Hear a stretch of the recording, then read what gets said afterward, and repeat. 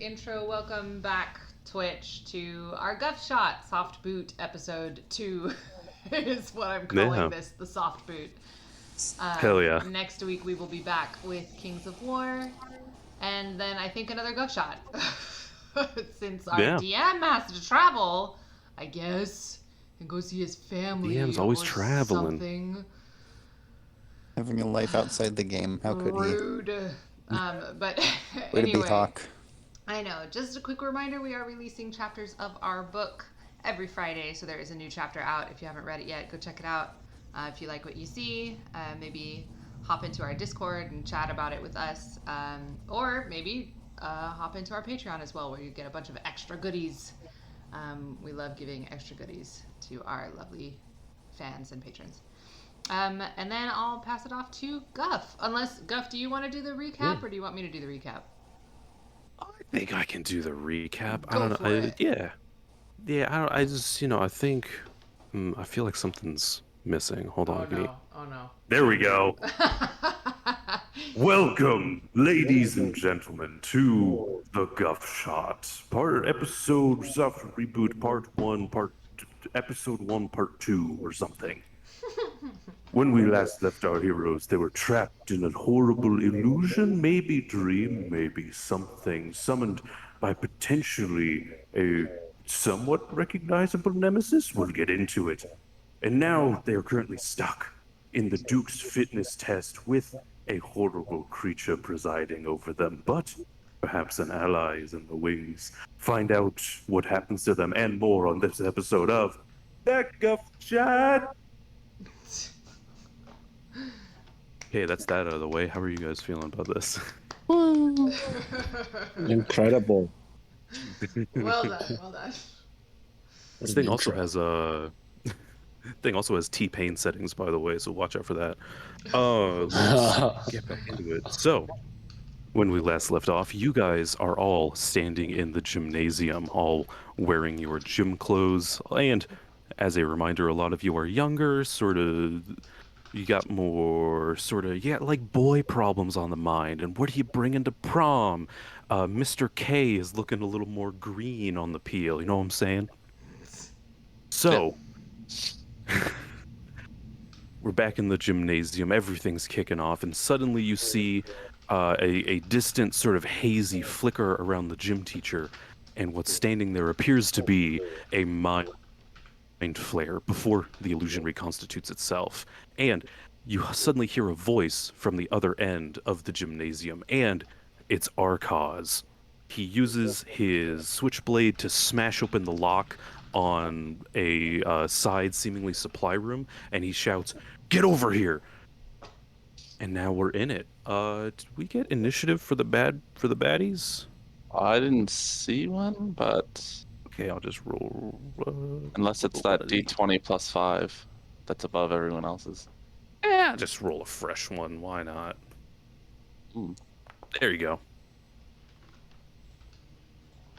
I preferred the previous one.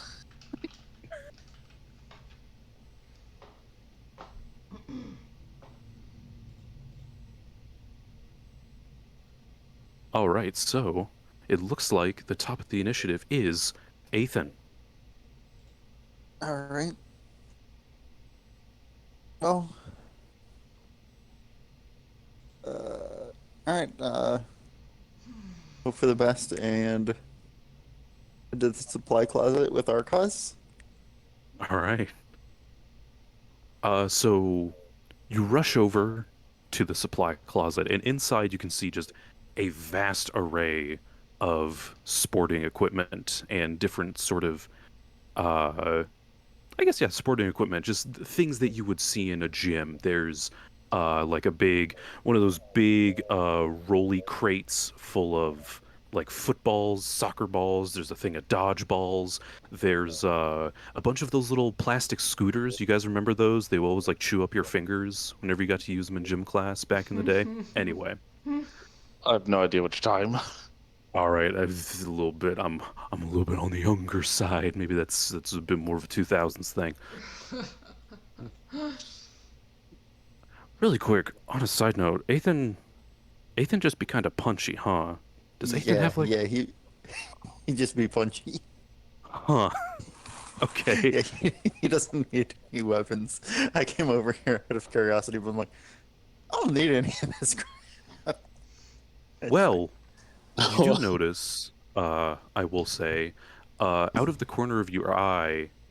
Actually, yeah. What's your passive perception? I Like remember it being pretty high. 24 or something. Okay, yeah, you're fine. Out of the corner of your eye, you do notice there is another big sort of rolly crate that's full of what seems to be like I forget the name of them. They're like sort of quick jerseys, like you just one team can throw them on. It's these little sort of shitty mesh Oh, the tank tops. reversible, yeah. Yeah, those things. And something it flickers in a strange way to you. Okay. We'll run over and pick one up. All right, you run over and you reach inside and you do pick one up, but it's surprisingly heavy for what it feels like. And as you hold it, you sort of squint at it and blink, and for just a moment you can see there's a flickery sort of illusion, and the flickery illusion dissipates, and you can see it as what you would recognize as Ron. Oh. Did he cut out for His you guys armor. too? Wait. He did, but then he finished his sentences Oh, around that his cut out. armor. So Oh, hello. yeah. Well, you Okay. did cut out, but what was strange about it? You said it's Rana's armor, right? Yes. Yeah. So it cut off. It looks like and then like 5 seconds later, you came back. Rana's armor. Oh. So like it caught what you said, but it broke it up weirdly. Okay. Very weirdly. Bro, my internet broke. Okay. All right. So grab this jersey, and I don't see anything else in here that I immediately recognize. I'll run back out and toss it to Ron and be like, I think this might be your armor. This world. Yeah, and you guys were all down by the far side of the gymnasium. So, gymnasium at one end is this sort of supply room and Arcos and all of you guys, and then at the other end, there's a sort of the rows of students go through either side of the gymnasium, and the mind flare is sitting at the other end. So you guys can all you don't need to use use your action to move or anything to get to the closet. You're all pretty close. Okay. And then in that case, I will run up and try and punch a mind flare in the face. Done this All before. right. Surely I can do it again. Which she does look like a gym teacher at the moment. Just I saw a mind flare underneath for a second. okay. See what happens. See what All right. happens. So Ethan will run on over there and let me up the right. Yeah. All right. Burn punchies. No punchies. Oh, there's Too late, punches. punchies. Let me check one thing.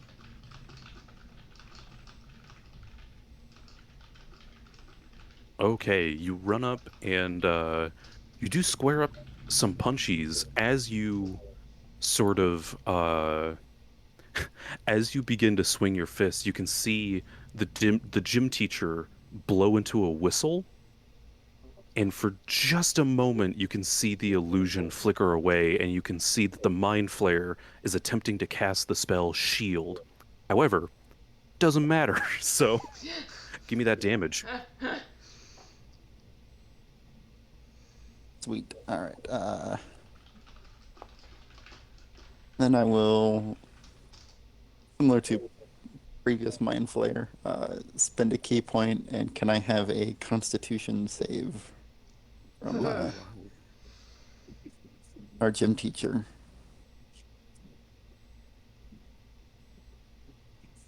Ethan's gonna try and stun. Oh, What is all that, right. 15? Ethan's gonna stun the mind flayer gym teacher. Okay.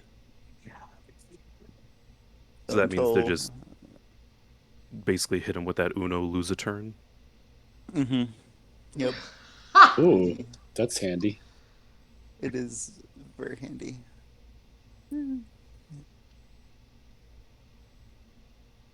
I'll find it somewhere else. It's fine. And I will drop my key down, and then I will punch you one more time since they're stunned. I believe that's at advantage. Maybe. It's been a long me time double- since I've had to deal with any monk stuff. Let me double check. Jacob, do you know offhand? No. If you're stunned, okay. do you get advantage? Is that stunned 5e? Let's look it up, shall we? Google knows. Stunned. Yep, attack rolls have advantage. Yep. Attack rolls against a creature have advantage. Oh.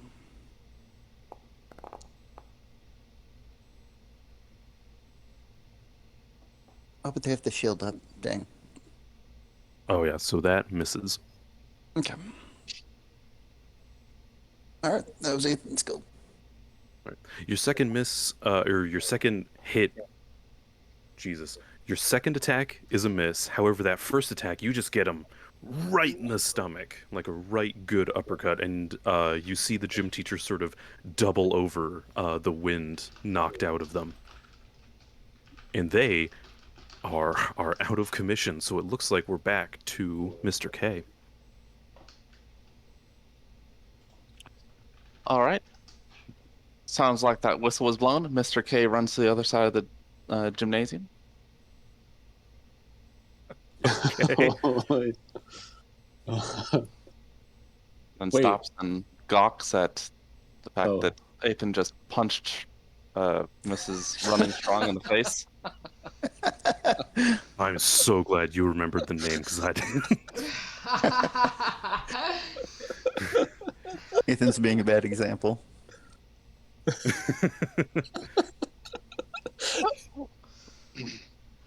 Hold on. Right? Does Mr. K do anything else, or? Are we still running laps? And that's it. Right. This fucking banana.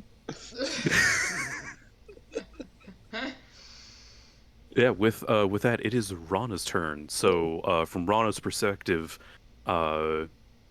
Ethan sprinted inside of the supply room and then ran back out and threw you a surprisingly heavy sort of mesh tank top thing. And as you sort of stare at it, you do recognize it as your the trademark Ranger armor that Rana typically uses. Ranger, right? I think She's been a cleric for a while now, but it's fine. Yeah, she'll throw it on. a little bit. Well, It's okay, the so stuff is you it wear. the- I don't.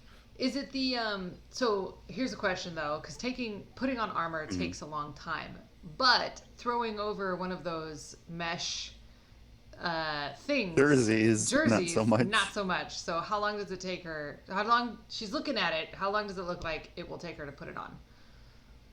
For the sake of wanting to wrap up this Guffshot, just like one action, just to throw it over. Okay, so she'll throw it over and then dash into Alright. the closet and see if she can find anything else because All right. she's not punchies.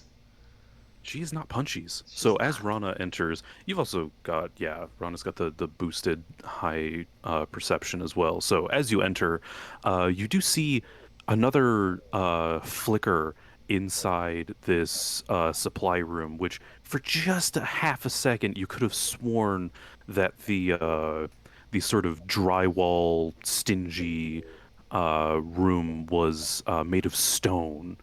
And as you enter the room, you notice there's a glimmer out of the corner of your eye, and you see on the far side of the supply room an archery set. Yay! Okay, so I'll run over and grab that, and then see if I can find anything Nope, never mind. I'll run over and grab that because I don't know if. Well, she'll take a quick look around, see if she can find anything for Kenai, and if she can't, she'll just dash back out and then be ready to shoot at the teacher because she used her action to put Okay. her armor on. So Yeah, I guess. Give me a perception check okay. if you're looking around. Perception. Oh, that should be at disadvantage. I'll No, roll it it's again. fine. Okay, yeah. Okay. Give me another roll. Okay, yeah. So yeah, just sort of glancing around, the illusion seems to sort of thicken around you once again. So all you can see is sort of normal gym equipment. Nothing would strike you as immediately useful. Okay, well then she'll grab the, the bow and the quiver, and is it strung? Yes, it Okay. is. It is full. Just like as you grab it, it immediately you recognize it. Even without the illusion having to flicker, you feel the the the grip is very very familiar, Okay, as well as the arrows. wonderful. Is it the great bow or is it the dragon ping bow? I have two.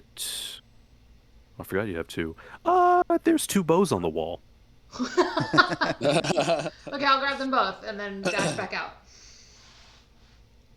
Sling the quiver over my shoulder and then be done.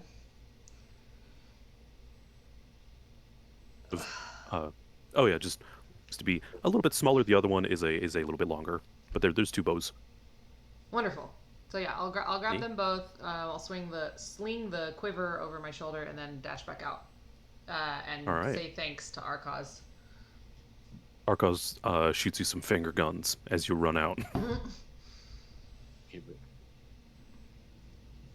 Okay, that's my turn. And if that is your turn, then we are moving to Kenai. All right. Does Kenai know? Forgive me for not remembering, but did Kenai witness the Mind Flayer transformation? Yes, everybody sort of witnessed that sort of flicker. The Mind Flayer Okay. is back to looking like a gym teacher now, but everyone saw there was like a flash when it was suddenly like a 9-foot tall tentacle monster thing. Okay, got it. All right. So Kenai will dash to the supply closet and look for any kind of familiar two-handed weapon that he can use with both hands and swing really hard and fast. All right, what is your passive perception? Out My of curiosity. passive perception is it 16? The number in parentheses. Yes. All right, 16. Okay. Give me a perception check. Disadvantage. Oh, come on, game. Ooh. Come on, dice. Yeah, you look around, but you don't seem to see any flicker. It seems to be just sort of full of gym equipment. Okay. If there's gym equipment, there must be a tennis racket, a javelin, Bat. a bat, baseball bat. You do look around the room, and you see sort of sitting in the corner on a bench. You Broomstick. do see there is a there is a tennis racket All right. sitting on a bench, as well as sort of propped up near the wall. There is a surprisingly large sort of cricket bat. Oh, cricket bat. Excellent. Kenai will pick up both, kind of weigh them in his hands, and recognizing the cricket bat is much heavier, sturdier. He'll toss the tennis racket aside. Funny you should mention that. As you pick up the tennis racket, there's nothing. It seems to be just a tennis racket. However, as you pick up the cricket bat, you can feel it is like it's a pretty big cricket bat, but it is like way heavier than it should be to be appearing made out of wood. Oh, interesting. Can I tell what it is actually made of, if not wood? I mean, just looking at it, it looks like wood. Okay. All right. Well, I will keep the cricket bat and race over to the mind flayer. As I approach the mind flayer, I'm going to let out a loud, streaming, guttural roar that breaks as though I'm going through puberty mid-scream. There's like a little in the middle. And I will enter a rage, teenage rage, right. if you will, which is extra potent. All right, Kenai has entered teen angst. So you're just a rat in a cage. Yes. And I'm just going to use the quarterstaff that I have in my inventory for this. Is that okay? Or should I use a different weapon? You know what? For the sake of the time, just swing your big old. It's like a great axe, right? You got or like a big hammer. Yeah, I could definitely swing a big hammer. Just swing man. one of those. Yeah. Just swing one of those. Don't worry about it. Let's do it. Here we go. It's coming. Kenai will take a swing. I believe I have to still be at disadvantage. Is that right? For what? Yeah. No? For attacks? For being hindered or something? Exhausted? I No. Exhaustion does not hinder your attacks, at least not at first Okay. level. Let me do that one more time then. Standard roll. Attack at normal. There we go. Yeah, so you you run up to the mind flare, and as you start to swing the cricket bat, it seems like some of the misty illusion sort of breaks from it. And for just half a second, you can see that you are swinging your trusty axe splitter, and it swings right into the mind flare. Give me some damage. Oh, yeah. Take that. Oh, why is it so low? Wow, that is rough. I mean, like there a was one a and a voice two, right? crack in the rage, so It's true. maybe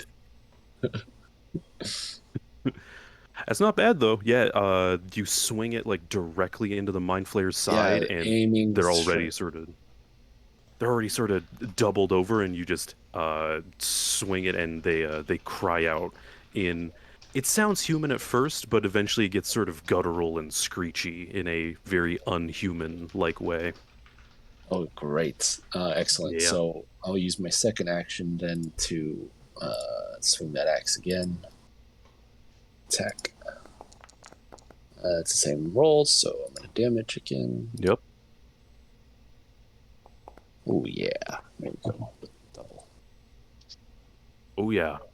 Oh, boy. Yeah, that one hurts a lot more. This banana is just watching his classmates tear into this teacher. Just beat the shit out of the gym teacher. You guys are gonna get detention. That should be the end of my turn. All right, then we are back to Ethan. All right.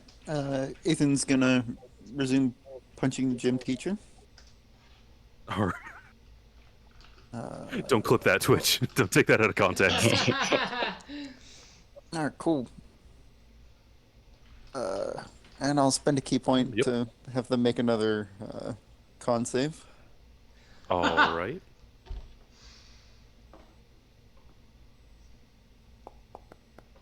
Ooh, that appears to save, if I'm That not does wrong. save. All right. All right. With damage. Then since Kenai's next to them, get some little bonus damage. And then another punchy. No punchies. Does that one hit? That one does not hit. Okay. Bonus action with one last punchy. No, that definitely doesn't Also a miss. Yep. hit. Alright, and that was it for him. All right. So then we're back to the gym teacher. You see her sort of rise back after getting just like the shit kicked out of her at the beginning of this. But her angry gaze immediately turns to Arcaz, and you hear her cry out, "You insolent whelp!" And she fires a beam of energy from her hand that seems to just immediately go straight through Kaz, leaving a hole in his chest, and he slumps over against the Whoa. ground. Yeah. I call his Uh, knife. What do you Oh call my it? God, Mr. P. What do you call And- it? Oh my god. And, excuse me, I just need to pull up something real quick. No. I mean, it And starts yeah, with with K.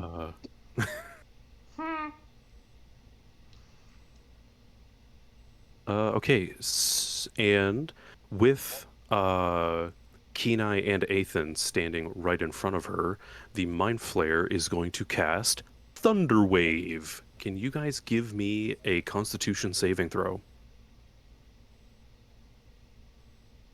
Everybody? Oh no, just Kenai and Athan. Everyone else is far enough away. What? Oh no. Uh-oh.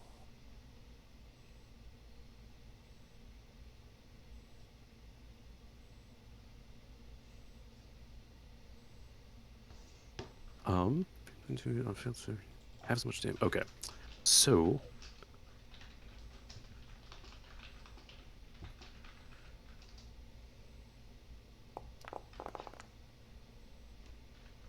Athan will take the full 23 points of damage and is shoved back 10 feet. Not a big problem for Athan. And Kenai is not shoved and only takes half damage. All right. So half 23. Is that... Yeah, that's usually rounded down in D&D, right? Yeah. Okay. Thank you.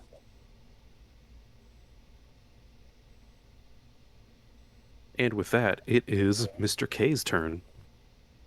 All right. What did I get? All right, so Running Strong has now murdered a student. Yep. Mr. K runs up and flanks with Ethan and punches her in the ankle. Well, Athan got pushed back 15 feet. Oh, right. What about Kenai? Kenai did not get pushed, so you could flank with Kenai. Okay. I will flank with Kenai. Just trying to find my some rolls from the last session, and I have, so that's great. All right, and so I will attack. Just gonna use this because it has some stuff, but we won't use its damage roll. Okay. It wasn't even at advantage. But 26. I'm gonna add a superiority die to that.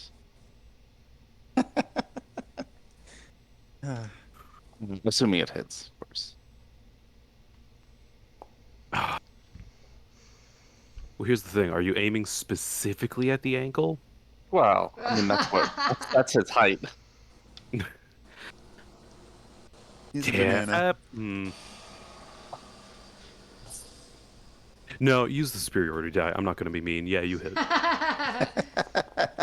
All right, so we'll remove that 2, so 15 and 7 is 22 damage. All right. What else can I do? Anything?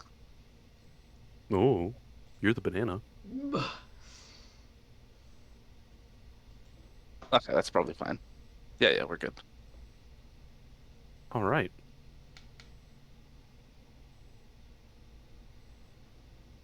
I keep forgetting to use my spells.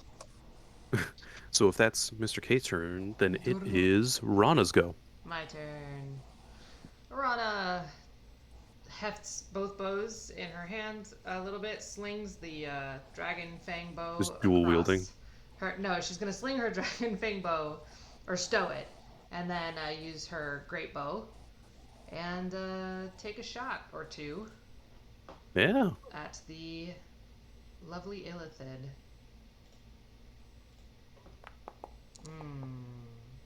That does not hit, unfortunately. Yeah, I was wondering. Okay, let's try this again. Oh, well then that doesn't hit either. Also a miss, Um, unfortunately.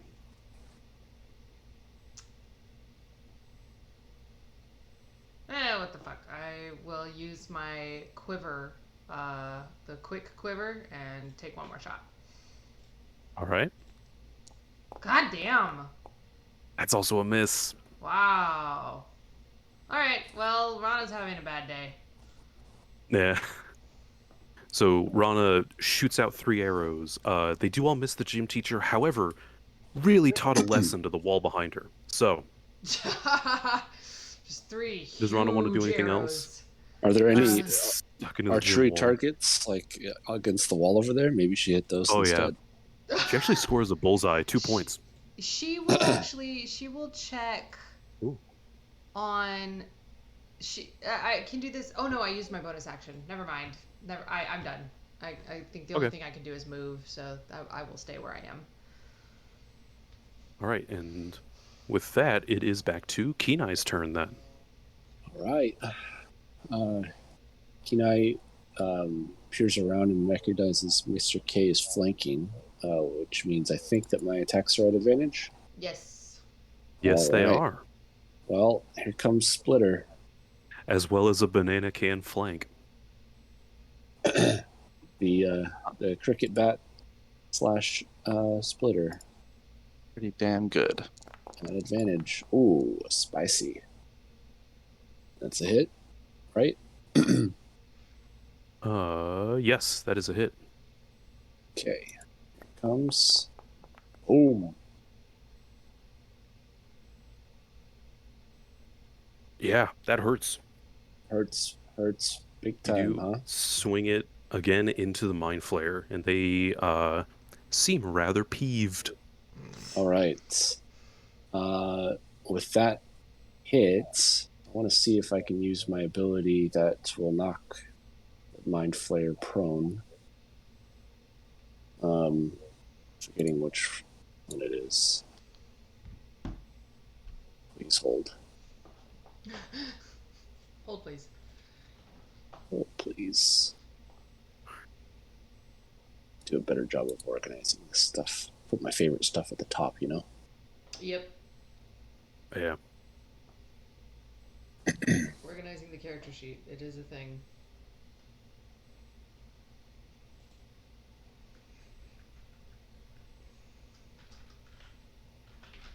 Yes. Oh, no, it's this one. Yeah. Well, just to confirm, is this a large or smaller creature? What is the parameters for large again? It's just size large, Mind flayers are mediums. typically. Okay, yeah, then mediums. Oh, sorry. Typically, yeah. Great. Yeah, it Then, is medium. Ooh. with that successful melee weapon attack, I will try to knock the Mind Flayer prone. I don't think there's any check for this, so No, it's just a bonus action. cool. That means I should have one more regular action, which I will use to swing Splitter again. Here it comes. At advantage. Woof. That is a miss. Ah, got too excited. So does the knock prone thing still happen? Yeah, because that was on Okay. the first attack. Oh, nice. Okay. So yeah, when you go in for that first swing, the axe sort of sticks into the mind flare for a second, and you just wrench it down and slam them into the ground, and the mind flare is currently on their back. That's the end of my turn. All right. So back to the mind flare. It's gonna stand up I think, if there's nothing like holding it there. It's Ethan. Oh no, is it Ethan? Oh, that's right, it's Ethan. All right, Ethan, you have the Mind Flayer is on their back right in front of you. Oh, sweet. Unarmed strike again. Attack. Advantage, because it's prone. Mhm. Hey. That does hit. Can I get a con save again? What's All the right. what's the DC on the con save? 17. Cool.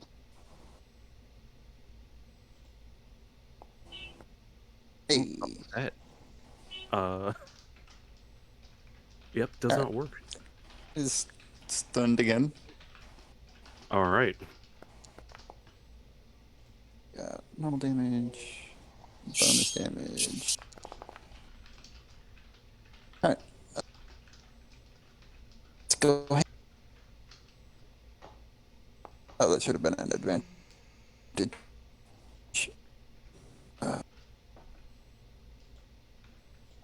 No, that attack misses, and then bonus action attack again.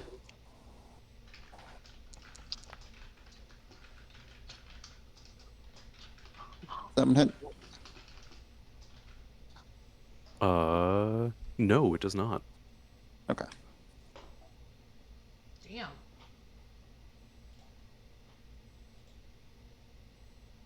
All right. Again? Okay. Did it throw another shield up? Like, it doesn't matter. Okay, who's next? Running strong, who's stunned. Let go.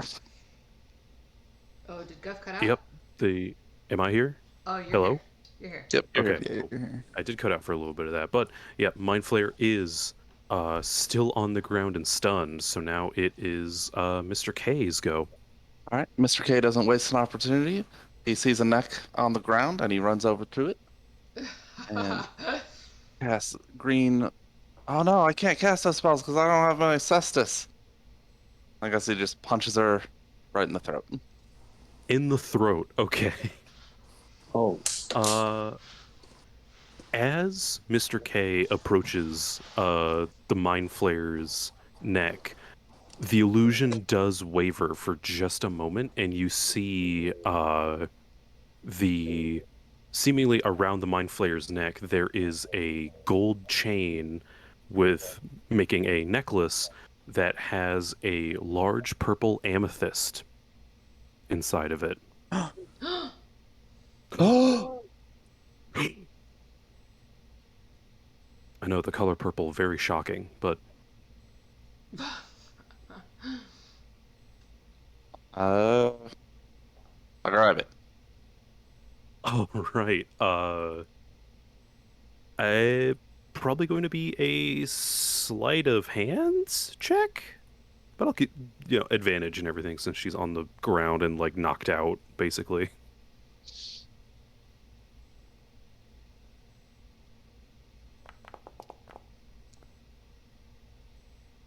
All right. Yeah, that'll do it. So Mr. K just goes in and rips off the necklace. All right. All right. I guess I just look at it What? and then I'll just stare at it. Okay. As the necklace comes undone from the Mind Flayer, it doesn't realize what has happened yet because it is still stunned. However, there is a sudden, like, loud whoosh that comes in from all around you. It's like all of you are inside a wind tunnel, with Mr. K being at the center of it, as it appears like the walls, the floor, the other students, everything is sort of getting pulled into the necklace in this sort of misty form. It's sort of like it looks like those videos when people put like a bunch of spray paint and water and then dip something in it. It's all of that sort of liquidy texture flooding back into the amulet. And then as it all whooshes inside, there is a sudden boop and all of you are standing in a dingy cave lit by torches. Okay.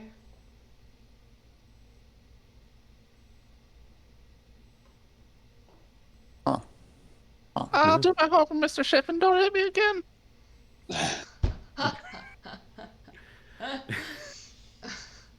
What? Where are we? And Oh, yeah, no, as this is the Go ahead. I was going to say, as the environment seemingly gets sucked into the necklace, as does your memories, thoughts, and feelings about being at Shifnal High, and your heads are fully clear now, and you remember your adventurers that were hired for a thing, and as usual, things just kind of got out of hand. Oh my god, thank God. Oh, my hair, my beautiful locks. As you all look down at yourselves, you can see everything does seem to be back to normal. The bells are here. Oh my god. The bells are back. Bells are back in town.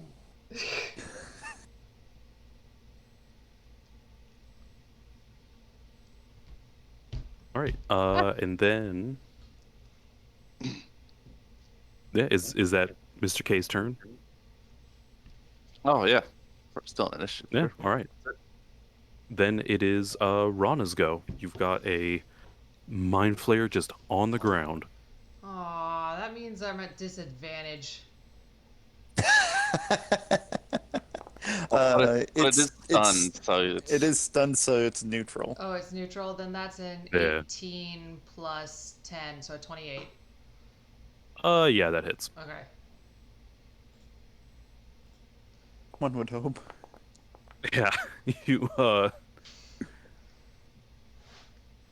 with the amulet suddenly gone, the mind flare, you can see them sort of blink and shake off the stun for a moment and look down and see the banana with the amulet.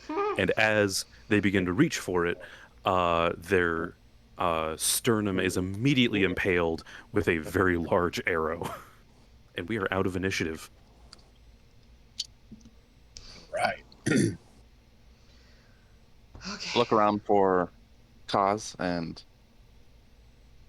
hope for the knife. The knife is gone. However, you look over and you can surmise, strangely enough, that the cavern you're currently standing in is around the same size as the gymnasium you were standing in. And you can see off where that equipment room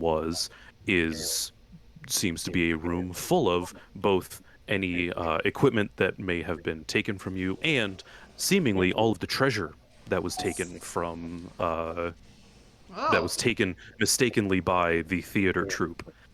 And speaking of the theater troupe, lying on the ground next to the room, you can see what appears to be the lead actor with a big hole in his chest. Oh no. Oh no. Wait, the troop, like the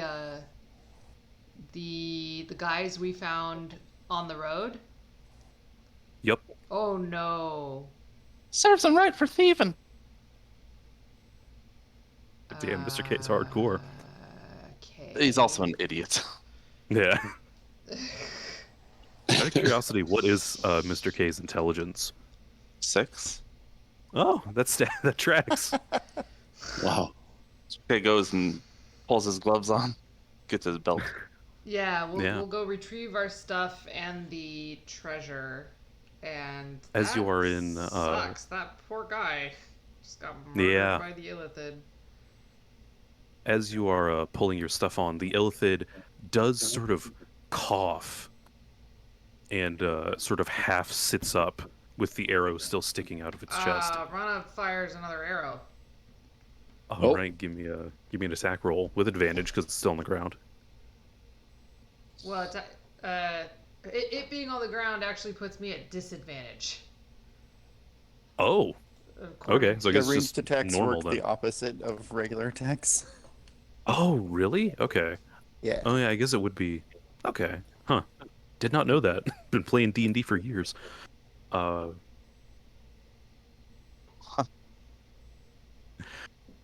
Yeah, it lands. It does not hit, but it lands very close to the illithid, and you see them sort of flinch away and just glare daggers at you. Okay, I fire again. And you see, all right, give me another attack roll.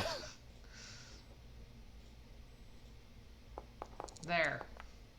All right, yeah, that hits. You see the another arrow streaks and impales the illithid in the shoulder, and you hear it cry out in a horrible shriek again, and it still glares daggers at you, and it says, "After every humiliation you have put through, my brood, this is the most vile."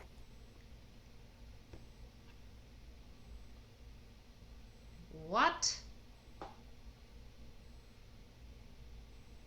You don't even see the resemblance, do you? No, Illithid pretty much all look the same. Okay, racist.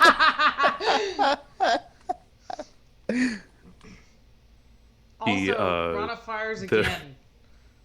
Okay. I think there are like there are exactly two types of beings that Rana doesn't negotiate with, and they're aberrations and they're undead. Give me another attack roll. I did. I'll have to cut out a little bit 18.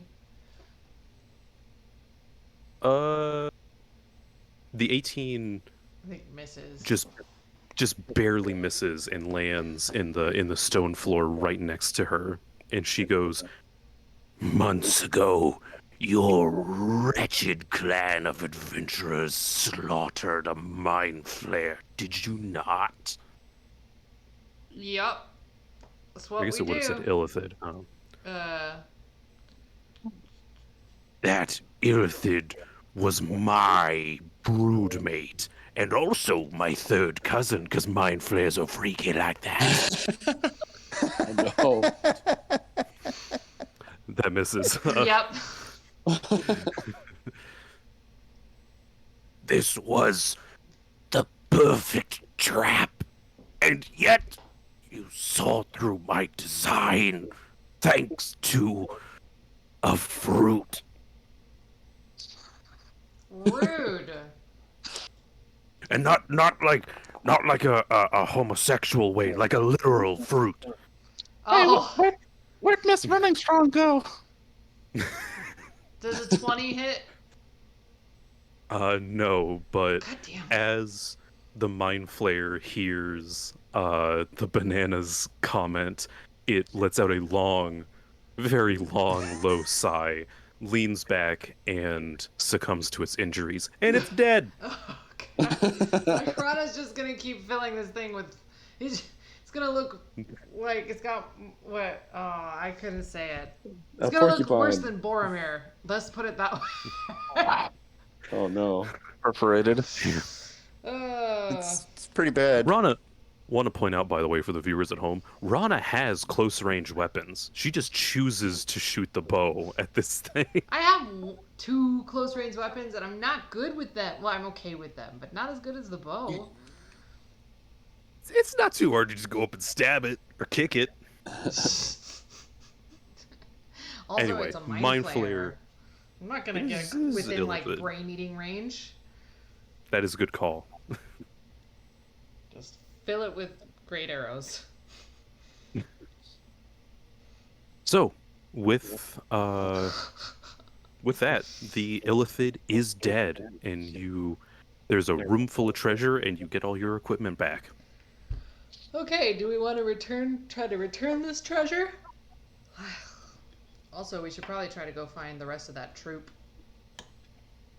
Yeah, as you look around the cavern you're currently situated in, where the entrances to the gymnasium would be, you do see tunnels leading off. Okay. Well, we'll gather the treasure. How much is there? Is it gonna be hard to carry? A good bit. There's a good bit. Like they were only marauding for like a week, And you're not in a especially like rich part of town. Like it's not like there's the Ark of the Covenant back there or anything, but there's a decent sized chest full of just gold coins, fine clothes, random sort of what you would skim off of caravans and stuff. Okay, well, so Rana will pull out a parchment and make a list of everything we found, and then stuff it all All right. in the bag of holding. All right. And then because Rana intends to return it or at least check in with the sheriff and see if if it's returnable. Is there a sheriff? Did I put a sheriff into the main No, like but hub town? I whoever might forget. be in charge, she'll check in with There's whoever some might be in guards or charge. something, I guess. We'll figure it out. So that's yeah. That's what Rana does. I don't know if anybody else wants to just keep it or No, I think we should return it. okay. So yeah, that's what Rana does. Right. If anybody wants to help, cool. And then Rana will suggest that we try to go find the rest of that troop. And Kenai, can you carry this guy? Oh, yawn. Kenai lets out a weird yawn. I guess being in the proximity with the mind flayer or something. I mean, it's Plus also it's high some- school. You had to wake up at like 6 a.m., Well, so Yeah. it's like a whole thing. We still have Oh, this yeah. level of exhaustion too, so Oh, that's true. we're both very Level- tired. Yeah, y'all do be a little sleepy. Yes, Kenai will carry what am I carrying again? The guy that's like the lead actor from the troop that we found, he apparently died. Okay. The dead person. I have to carry the dead person. If you don't mind, we can return him to his troop. All right. And then Rana will set the Illithid on fire. Just to make sure that body is not recoverable for anybody. Yeah, it bursts into flames and is ashes in seconds. Great. Yeah, burns pretty quick because there's not a lot of bones in there. It's mainly they're all sort of gelatinous octopus sort of vibes. Right. Okay. So I guess we try to go down some of the tunnels and make our way out. Yeah.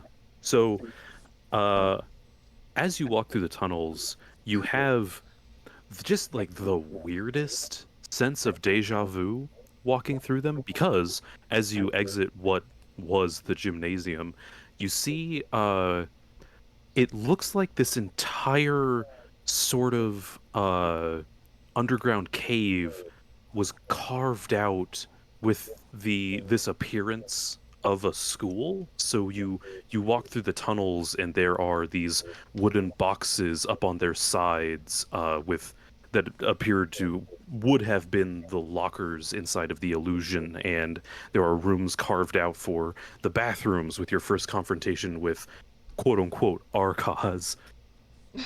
And eventually you make your way outside and there is a small sort of fake greenery area with a big post that was seemingly the tree that Ambrose was lying under.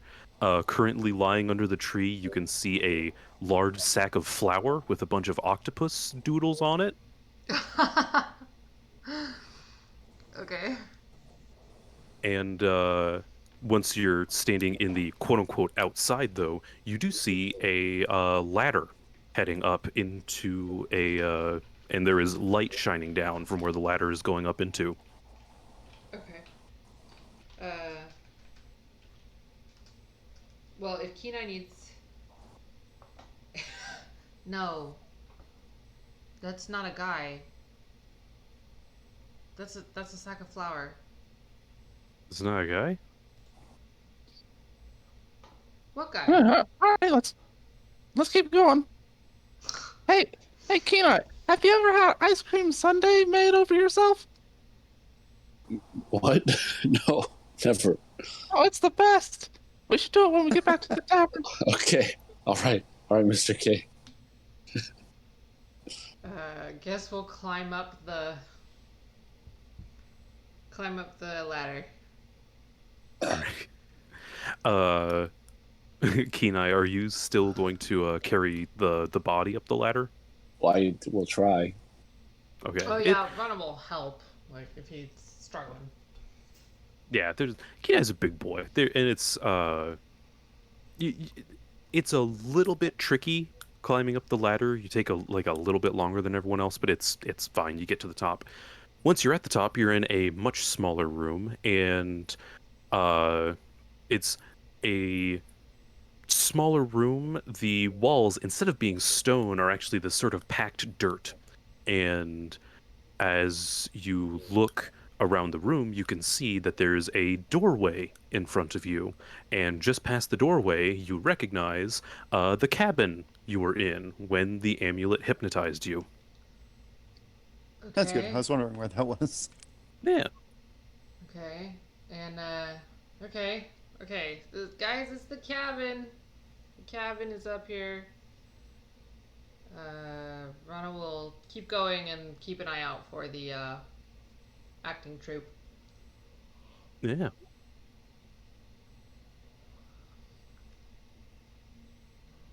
So you walk out into the cabin, and everything looks basically just as it did before, except now if you look on the ground, the dust has been disturbed with a lot of drag marks. Mm-hmm. Lovely. The evidence of our abduction. It's kind of weird to see. Uh, and as you walk outside the cabin, you can see the acting troupe is waiting outside. Hi guys. They all Where did your turn and look at you. where'd your leader go? Uh, Kenai carries him. Wait, what? Kenai Yeah. is carrying Did him, you yeah. ask that, Ronnie? I'm just curious to see what their reaction is. No. What? One of the acting troupe members sort of pipes up and goes, "Oh, well, I think he was in the cabin with you guys when the doors suddenly locked. We did our best to get him open, but they were really stuck tight." Oh, he was with us? Oh, I'm sorry. I did not remember that. Okay. Never So never mind. Rana was a he's- little suspicious of ill intent. So Oh. that's Oh. like I see what you're doing. I was like really confused. yeah. Okay. All right. All right. Well, bad news. He didn't make it. I'm sorry. And then she gestures to Kenai. Yeah, Kenai will walk over to a clean-looking spot of ground and lay him gently there, so they can Uh, observe. the acting troupe member that spoke up before goes, "Didn't make what? Didn't make the role?" And he sees Kenai walk out, and he goes, "Oh, good heavens!" Uh, Oh gosh. what Oh, I won't what say this happened in down there? character. I won't say this in character, but what can we say? He acted his heart out. Oh. Oh, Oh. hey. So you were apparently hired by a mind flayer. I don't know if you know what that is, but it's a terrible creature, and it was a trap for What? us. So I'm sorry that you got caught in the middle of this. Oh man, that just sucks. Oh man. Well, oh. And the acting troupe sort of gathers around y'all and shakes everyone's hands, and they sort of each take off like bits of jacket and costume and clothing to wrap their f- fallen leader. Well, did you guys at least find where all the treasure went that we borrowed? Acquired? Yes, we found it. Okay, good. Uh, there. After we couldn't get the door open, we went back to town to try and get the guard. We couldn't find any guards, but we did spread the word that some heroes were going to get the treasure back. So there's there should be some people with looking for their stuff back in town. Okay, great. Thank you for doing that. Very honorable. You know, it's the least we could do after you got trapped in a strange murder shack. Yes. Yeah, that was very strange. Do you know what Yeah. high school is? What? Right. Yeah, that's what I thought. Yeah. Okay. It's a terrible thing. Never go there. Oh, okay. Um, like if somebody ever offers, just say no. No. Oh, all right.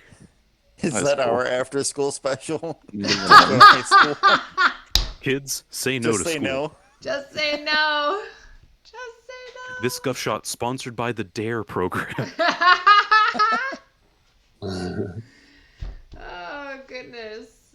Okay. Yeah. So are you guys heading back into town or are you guys going to head out? Yeah, we're probably gonna do a sort of probably do a little ceremony for our leader over here, you know, like a private, it's an actor's thing. You guys wouldn't understand. But we'll eventually make our way back to town. Thank you for Okay. everything you've done. Mm-hmm. Yeah. Glad we could help. Yeah. Sorry he didn't sorry we couldn't save him. Make the cut. Oh, Wow. it's brutal. okay, He died helping us get out of there though. So at least there's that. Oh, that's good. Well, we had understudies ready, so it's not Oh. that big a thing. Anyway, it's Yeah, that's Anyway. the life, right? There's always that's life, you two know. people It's ready always to got to be take your ready. spot. Yeah, you know, it's one of the things. Is you know, I'm gonna go lay down, and then Yeah. he walks over, he walks away from you guys. Okay. So, Rana will look to the party and be like, okay, back to town. I would like a nap. What time is it? I think Hawk needs a nap too. Yeah. looking around, you can see that you entered the shack when it was about noon-ish, give or take, probably like just after. And now that you're outside, it is getting to be sunset. The forest is getting covered in a nice, soft, golden glow from the sun as it sets on the horizon. Yeah, great. Okay, so we'll head. Rana will, again, look to the party, and be like, so dinner, and then sleep, and then. Well, I guess we should return people's stuff, and Yeah. then dinner, and then sleep. Can't forget dessert. I have a feeling that your version of dessert and my version of dessert are very different things.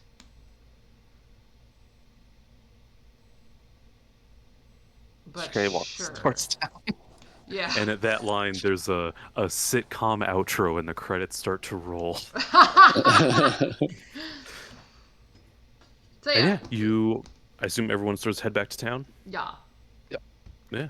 And Head back to then- town. It's very peaceful. Birds Yeah. are chirping. Squirrels are also chirping. I don't know what sound squirrels make, but you're back to town, and there is a large gathering of people. All of them standing next to a sign that says, "Claim lost treasures here." And they all, as you walk into town, everyone sort of looks at you expectantly. Okay. Rana kind of sighs, but takes out the parchment and then makes a space next to the crowd, and then like reads out line by line like what she wrote down. She's like, "Okay, who had the green velvet No, tunic?" do it the other way around. Make them me. tell you what they lost. Oh, okay, fine. Okay, what did you lose, sir? I lost a green velvet tunic. Is he shitting me? No. Okay, here. Okay, what did you lose, ma'am? That will help. I Just go and buy Lost more my efficiently. pearls. Okay, does Rana have pearls on her list? Probably. Okay, then if there's pearls on her list, then Rana will give her the pearls. Okay, there's like a crowd of like 50 people. So yeah, we don't have fast to do this. forwarding. We don't have to do this play by play, but No, we're just gonna eat up the rest of this session time, just giving people treasure. with clerical work. Yeah. We'll call it a charity stream on Twitch. Oh, goodness. Charity stream. First ever charity stream for people that don't exist. Oh gosh. Okay. So yeah, and then dinner, and then sleep. Yeah. All of the treasure is handed out. Everybody thanks you profusely because most of the stuff that was stolen was like family heirlooms and antiques and stuff. A lot of sentimental value in that bag of holding. And then as you're sort of everyone's finished up, everyone's waving goodbye, you're all walking back to the bed and breakfast, probably for the bed part. Rana, you do notice that there was one piece of treasure that was not claimed. The purple amethyst amulet left behind by the mind flare. Ooh. Well, I don't want that. That's in Mr. K's hand still, I suppose. Oh, yeah. Mr. K probably still has it.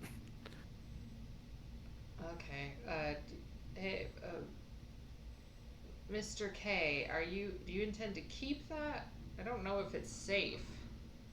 Oh, I forgot I was holding it. Okay. Literally like half as big as him. He's just walking around with it. He puts it around his neck, his middle banana part. He already has a belt. His girth. Oh, Please don't say it like that. Boy. It's like an inch above the belt. You can't wear two belts. Oh. Another belt. Clearly a brooch. Are you sure it's not a ring? Oh, could be a ring. Yeah,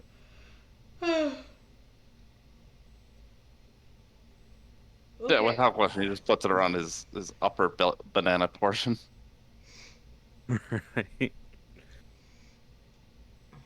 Well, I should probably tell you then that what you are currently possessing is magical item. Ooh, it's the classic Guffshot magical items. They're back. It is the amulet of magical mystification. Sounds neat. Yeah, it can be activated once per a long rest, and while it is activated, the next spell that you cast, or it activates, it lasts for about a minute. If you cast a spell within that minute that involves any sort of illusion, then anything saving against it is at automatic disadvantage. Ooh. Sadly, I forgot I already have an amulet. Okay. Oh, really? You don't want a double amulet, What? right? Yeah, I don't think the this restriction Chaos, you're cutting out. For me, anyway. amulet in 5e. I think 5e doesn't have that restriction. I think you can double amulet just fine. Oh. Oh, that's fair. Yeah, because I just think something that's largely what the attunement thing is. Just Yeah. be like, you can't go overboard because you can only attune with 3 items. But as long as, who cares if they're 3 rings or 10. I think within reason, because you can't like, oh, I'm gonna attune with 2 pairs of gloves. And that's a rings. bunch. That's fair. Yeah. Yeah. I could be wrong, but I think that's the case within Oh. reason. I also don't cast any illusion spells, but that's a problem for another day. Yeah. Yeah, I'm like, Ethan doesn't have any illusion spells. It's just one spell, and it's not an illusion. I had to search long and hard to find spells that don't have saving throws that are useful.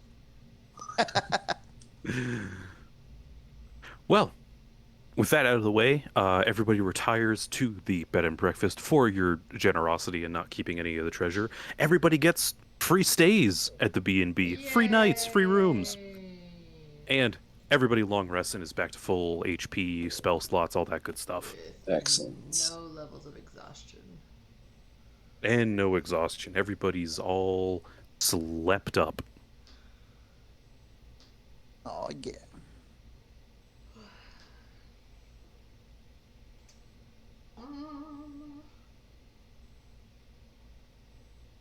So let's see. We have another about hour 40 minutes, give or take. Yeah. Yeah.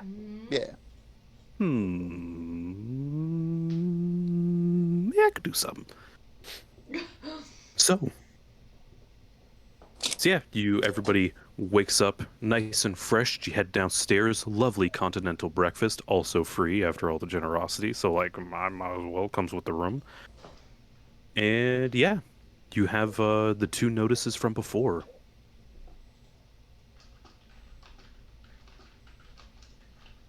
I still vote for deputization.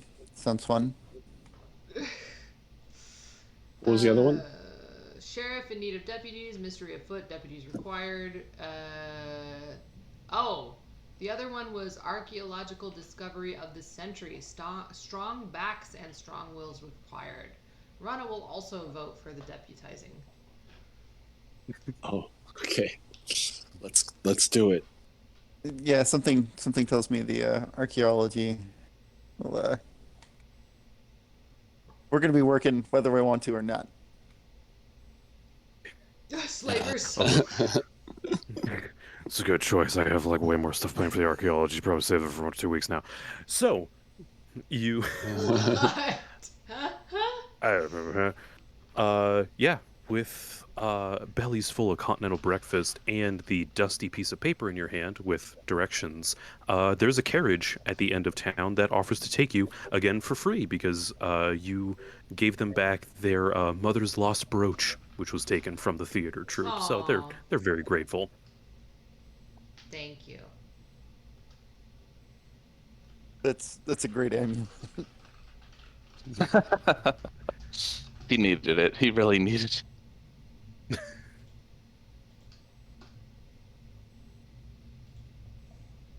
So you guys, what do you do? You want to check out more stuff in town? You want to head out on the wagon? What do you think? Yeah, we'll head out on the wagon, right?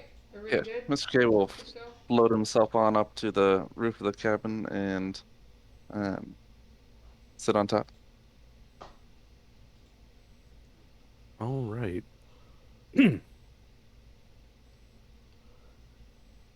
With that, the wagon, which is a lovely covered sort of wagon, by the way, it's got this nice, large sort of cloth cover. It's very Oregon Trail. If you're looking for a visual reference, starts off down towards the south. The passage does take a few days, but all the roads are well worn, so there's no shenanigans along the way. The rolling sort of, or not rolling, the dense forests that the starter town is inside of slowly start to peter out into these rolling hills, and then the hills start to get a bit more arid as you get down. As you get further and further south, you look outside the wagon, and the rolling hills slowly turn into a desert, and it gets very dry very quickly. There are rolling tumbleweeds and far off mesas in the distance. The sun hangs high in the sky. There's like that loud sort of, I think it's like a locust buzz or something. I don't have sound effects on hand. So theater of the mind. There's buzzards circling overhead and large dead trees poking out of the ground. And eventually you reach, did I have a name for this town initially? I don't see a name. It just says to the south. Rewards deputization or deputation, whatever, and a hefty sum for the bounty of an outlaw. All right. That's all I got. Well, you are now in the town of Dustmouth. Okay. Lovely. You can see it's a relatively small town. Most of the buildings aren't above 1 story. All of them have like these large sort of wooden porches out on the front, shuttered windows. There's a large main avenue through the center of town, leading to their tallest building, this large clock tower, which is slowly ticking away. And you can see off to the side, probably the second tallest building in town is this large church with a big steeple poking out the top of it. Almost looks a little bit out of place in this town. It's a lot taller and it has a bit more of a gothic sort of vibe to it. And you look around, there's a oh, excuse me. There's a bank, several residential homes, and where the note says to go, the sheriff's office. Okay, so that's where we go. As you're about to depart the wagon, however, the person driving the coach says, "Oh, hold on there, fellers," and he reaches back and opens up this large chest that was in the front of the wagon. A couple of you were probably using it as a bench to sit on, and inside of it you see a array of clothes. And he says, "You're going to be around in this town. Going to need to fit in." Okay. Rana looks around to see if there's any like other elves or half elves around, and then just kind of looks back at this guy. From where you can see, you see nobody. This place looks like a ghost town, tumbleweeds and all. Okay, well, okay, then she'll just ask him, like, am I gonna fit in regardless of what I'm wearing? Is Well, I was mainly being, admittedly, a little mysterious for the sake of mysterious. You're probably gonna want something to keep. Oh, cut out. You're gonna probably want something to keep the sun off your brow, hun. And he points down to the large chest full of clothes, and inside of it is a lot of big old wide-brimmed hats and sort of raggedy Ponchos. blanket type articles of clothing. It's ponchos and cowboy hats. We got. is there anything Excellent. banana sized? Yes. Yes, actually, with Thrilled. with the word of the banana, the legendary Mr. K sweeping through town, he does pull out a smaller chest and opens it, and inside there is a very small cowboy hat along with a pair of rugged banana-sized It's a cowboy pair? boots complete with spurs. Okay. Excellent. Okay, all right. I guess Rana will throw this stuff over her existing clothes. Yep, all of it can fit over your armor. You don't have to worry about losing AC or anything. You're probably gonna want AC. She Sounds looks. warm. She tries to place the cowboy hat like she doesn't like put it on because you know how sometimes you have to like smoosh your hair a little bit. She like very lightly puts it on top of her elf locks and then just like leaves it there. And if it falls off, she's not gonna pick it up. Okay. Well, there is a slight breeze going through the town, so it's probably going to blow off like immediately. Okay. Okay. Darn. Oh no. There it goes. It's all right. I got 100 like it back home, and after everyone is geared up and looking thematic, the carriage sort of yaws and drives off.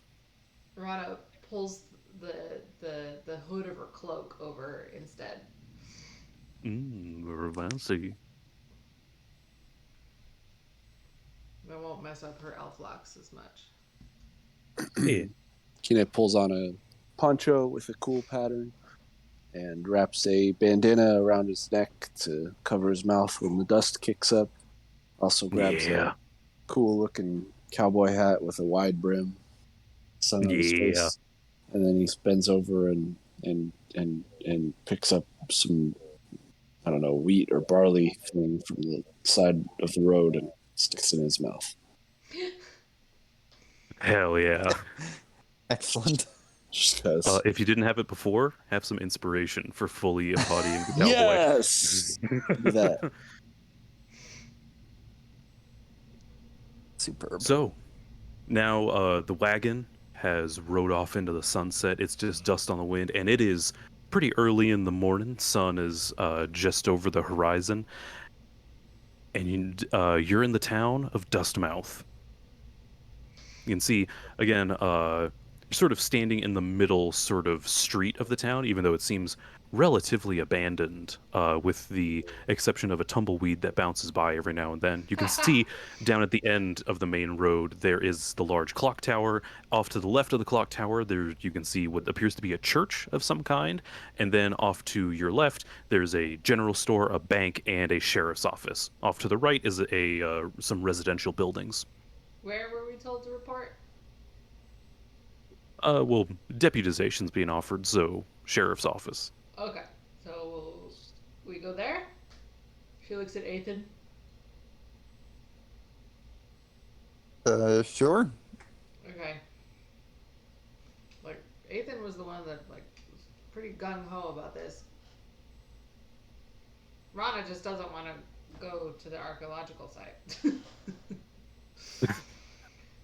I feel like forced manual labor is imminent at that one. Alright. You never know. So to the Yeah. sheriff's office, I guess. You guys head to the sheriff's office? Yes. Yep. Alright. Head on down to the sheriff's office, everybody. Spurs jingling and ponchos being flicked in the breeze. You enter the sheriff's office. It's a pretty modest building. Inside, you see there's off to the left, sort of along the left wall, there's a empty jail cell just sort of built into the building. And to the right, you see a desk. And sitting at the desk is a woman wearing a nice, large, wide-brimmed hat, very tan skin, dark hair, bandana pulled up over her mouth with a large gold metal star sort of pinned to the front of the bandana.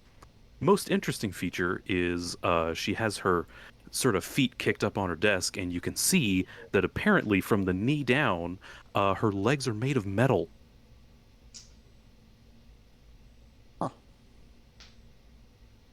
Okay. Yeah.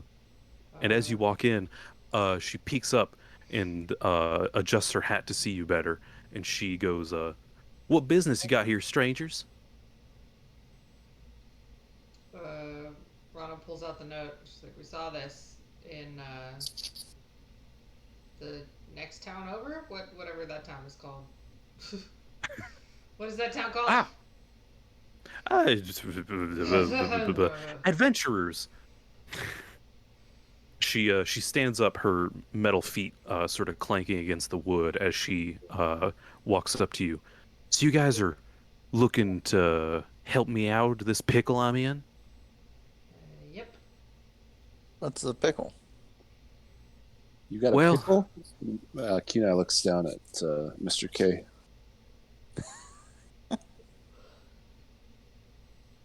What?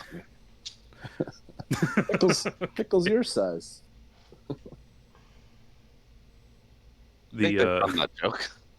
as they as Kenai looks down at Mr. K, the sheriff also looks down at Mr. K and gives a little, "What in tarnation?" and just sort of shakes it off.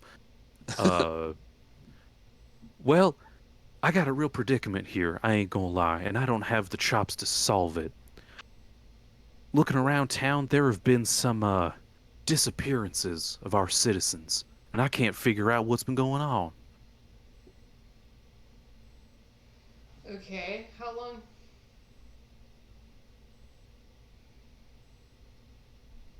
Cut out a little bit for me. Am I still here? Hello? Oh, yeah. Yes, you are. How long Okay. have people been going missing? Oh gosh, probably about a month now, give or take. Okay. Ever since luckily, around that same time we had this preacher man walk into town. He's been a real help in these trying times with people vanishing and all that. Okay. Preacher man. What can you tell us about the disappearances? Well, they're disappearances. People just suddenly aren't showing up to work, and then go to check their homes, and there's nothing there. No sign of a struggle, no nothing. Everything, they're just gone. Oh, like Miss Running Strong. Sure, I don't know who that is, little feller, but Um, we've okay, so you said no sign of struggle. Do they just go missing one at a time, or whole families, or what? we've had one person disappear every week now. Most people in this town live alone. We don't have many people bunking together. Uh, so far, I think we're a pretty small town as well. I think so far the only person that hasn't been taken has been Mr. Grayety over on the other side of town there, and she points across the way to this house in the more residential side across from the general store. He's the last citizen left. Aside from me and the preacher. Okay. Well, you said the preacher. He's not from here, though. No, he moved in just over a month ago. Set himself up real nice. Did you see the church? Built it himself. Hold on.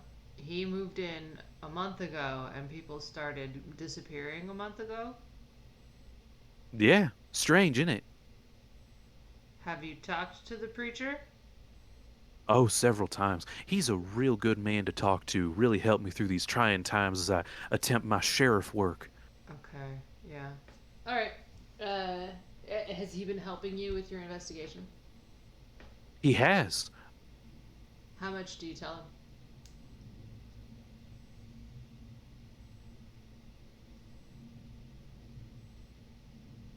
She points down at her metal legs. Oh. Oh, did I get cut off? What Yeah, happened? you cut out. What happened? Oh, she says, yeah, he's been a big help in the investigation, offering prayers and such. Oh, and offered me these. And she points down at her metal legs. Did you have an accident, or did you just voluntarily replace those?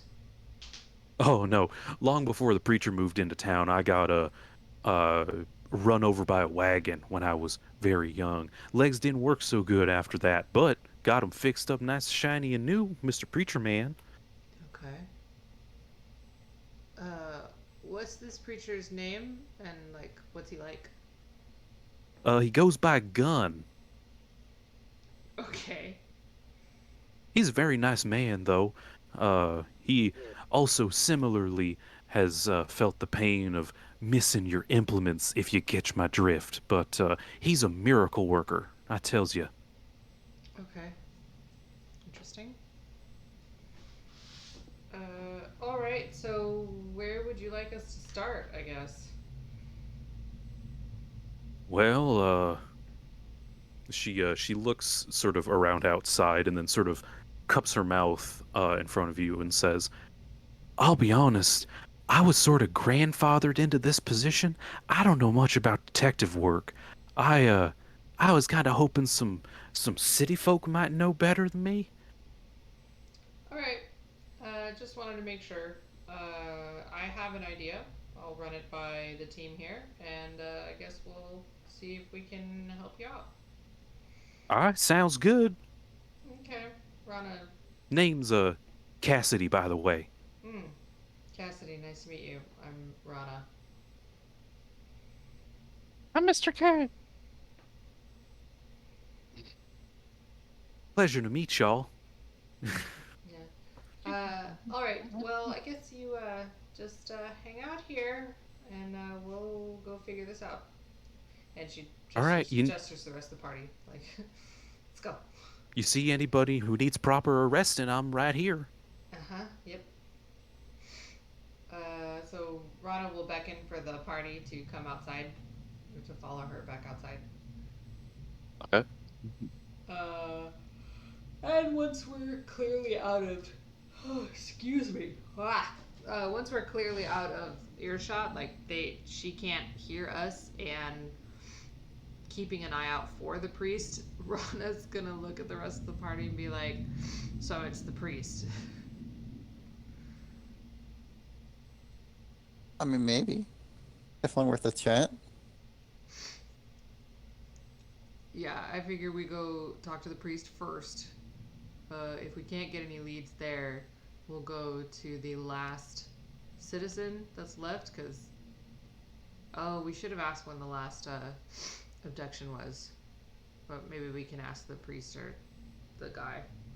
And maybe stake out his house. And see if we can be there when the abduction is attempted. We can do something else. That was just the first thought that I had. It's a decent plan. I mean, staking out his house depends on possibly how long it'll be Right. before the next kidnapping is due. Right. Also, Ethan, I know, okay, Kenai and Mr. K, I know you weren't there, but we just fought an Illithid that was like, you killed my brother, or whatever their relation was. And now we're coming to a town that has people disappearing just like they were at Shifnal. Mm-hmm. That just seems weird to me. So People disappear all over. Yeah, but Dude, it's not like it's Shifnal's trademark for people to disappear. no, but disappear without a struggle, one by one, just out of nowhere, like no sign of abduction, nothing, like. My whole family disappeared without a struggle. Okay, fine. Well, let's Oh, go. shit. Does anybody want to? Oh no. Does anybody have an alternative they want to suggest? Otherwise, I think we should go talk to this priest. I'm okay with Yeah. going to the priest. Yeah, we can go visit the priest. All right, we'll go to the priest then. All right, you walk down through town. You can see most of the windows are shuttered, except for one house, sort of down the middle of the residential sort of area. See, its windows are open, its lights are on, and as you approach the chapel, you can also see that its windows are open and its lights are on, and its door is slightly ajar. Okay. What does the chapel or the building give any sort of sign of what kind of deity this priest might be of? You can't really tell immediately from the outside. It sort of just looks like a slightly taller building with a bit of a steeple on top, with a surprisingly a bell also up there. Huh. And He you must can be all right. see, you can see that most of the church is this sort of a bit ramshackly wood sort of put together. It doesn't look like anybody with a carpenter's degree really put it together. However, all of the bits of the church that are actually made out of metal seem to be very finely crafted. All of the hinges on the doors and the metal bracers that run around the building to hold all the wood in place. Mm-hmm. Okay. Okay. I guess she'll knock and then go open the door, peek her head in. Hello? Oh, howdy there. Be out just a second. You hear from the inside a seemingly sort of older gentleman's voice. And as you swing open the door, you can see inside there are several rows of pews, 3 pews on each side, with a large sort of, what is that called? The thing they put the book on at the front, little podium. Lectern? Lectern, thank you. There's a lectern at the front, and standing behind the lectern is a slightly sort of older man. You could age range probably like mid-50s just from looking at him. Streak of gray through his hair, and wearing these sort of black robes that flow down his body. You can see probably the most interesting feature about him is that both of his arms are made of metal. Okay. You can see immediately, even from the back of the church, because they are a bit shiny. Really And- sad that Tonist is not here. I know, this would have been so good with Tonist, oh my god. Another very interesting thing, hanging up on the wall behind the preacher, Rana and Athan can probably immediately recognize. You see what appears to be the symbol, the holy symbol, or I guess iconography of the manifest, Uh-huh. or Vasher. I think Vasher is what it's also called, right? Or am I off on that? Sort of. Sort of the same. Something like that. Sort of the same. It's probably, but the manifest is probably more accurate to the modern times.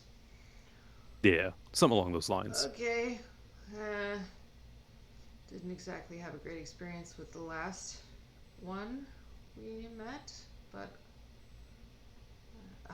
what's he doing? He said he's behind the lectern? Yeah, he's behind the lectern. He seemed to be sort of doing a small adjustment or something on one of his arms. Really, Oh, okay. without Tonist's expertise, it's kind of hard to tell exactly what he's doing, but he seems to be tweaking something on his arm. And he said he'll be right out? Yeah. Okay, I guess Ronald will wait in any case. Oh, as he sees the door open, though, you see him sort of finish up what he was doing, test out his hand a little bit, grips it a couple times, and then he walks out to meet you, and he goes, "Howdy there. My name's I'm Father Gunn. How can I help you folks?" We're just here helping out the sheriff, investigating the disappearances. Oh, so generous of you. We just were curious what you knew, if you could help us in any way. Just shin up under her nose. Oh, did I cut out a little bit there? A little bit, yeah. No. Oh. Okay. Sorry, what was the last thing people heard? What was happening? Rana was asking if, we were probably talking over each other. We were, I think we cut out at the same time for each other. Oh, Whatever. What okay. was Rana asking? Just if he had heard anything, or like knew anything. What does he know? Can he help us? Oh no, she cut out. She's Oh, cut I out cut for you out too. this time? What Yeah. the fuck? Okay. Just what does he know and can he help us? Well, I don't know much. As she probably mentioned, I'm pretty new to this town. Can't say though, disappearances have been sort of ramping up. We're down to one town member aside from me and the sheriff.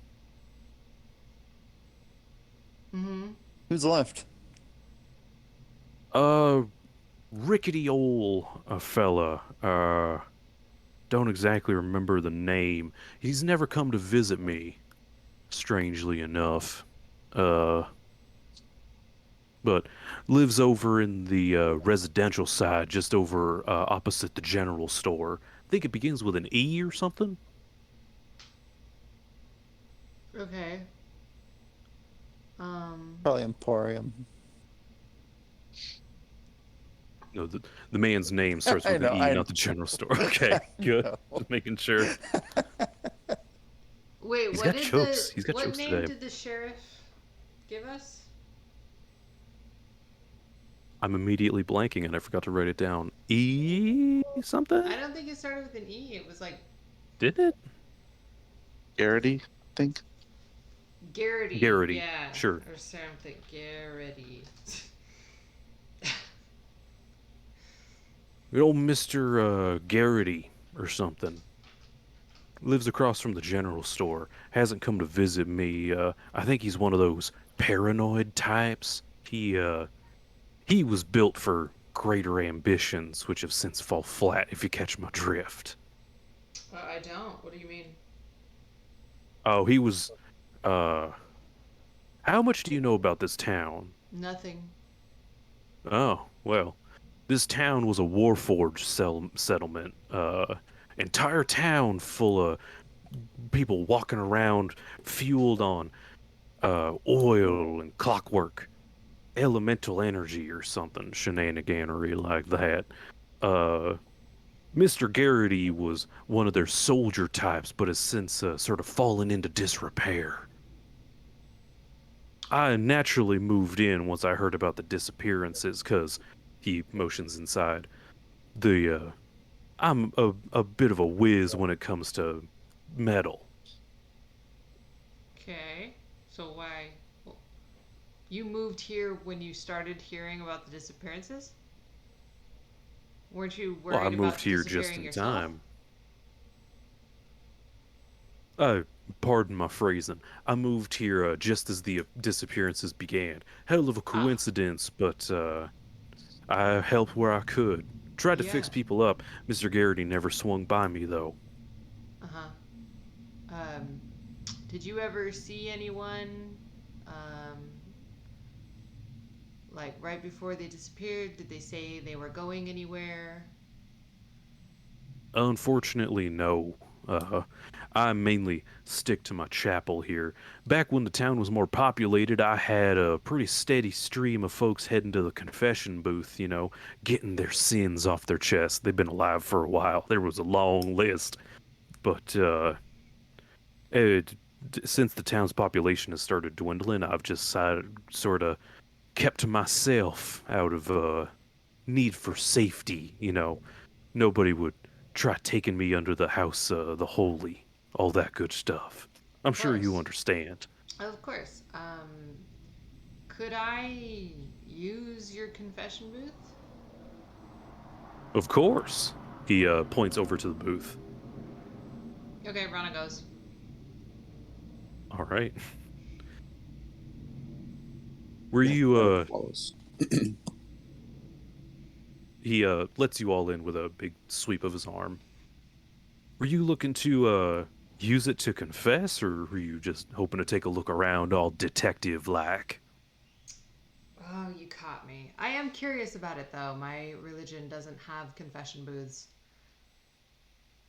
Oh, it's a new sort of invention of mine. Lets people s- uh get their sins off their chest before they go to meet the maker. The manifest. Yes, I'm familiar with Yes. him. Forge Um, provides and all that. mm-hmm. Yeah.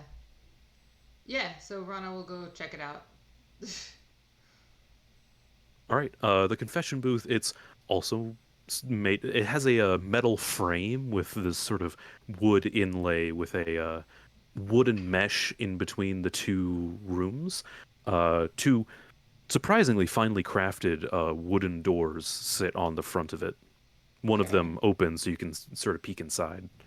Okay. No, Rana goes like, well, I mean, before she goes in, she's gonna take a really like she's gonna what thorough look. I don't know what that means, but she's gonna look at things very closely for like buttons or maybe a door or a like a floor that might slide out from underneath the person confessing, or maybe trapdoors in the walls, something where that might be the method in which someone might be abducted. Does that All make right, give sense? me a. I think that's an investigation check, Yeah. probably. Oh my. Yeah, just sort of giving it a once over. You don't find anything.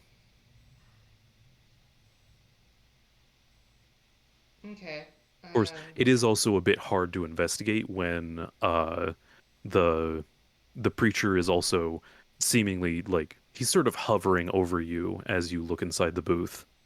Okay, well then she'll go inside and close the door. And as you do that, he opens up the other side and sits inside next to you with a thin sort of wooden lattice in between the both of you. Yeah, this is a very interesting setup. And Rana keeps looking for possible trapdoors or buttons or something. All right, give me another investigation check. That's better. Okay.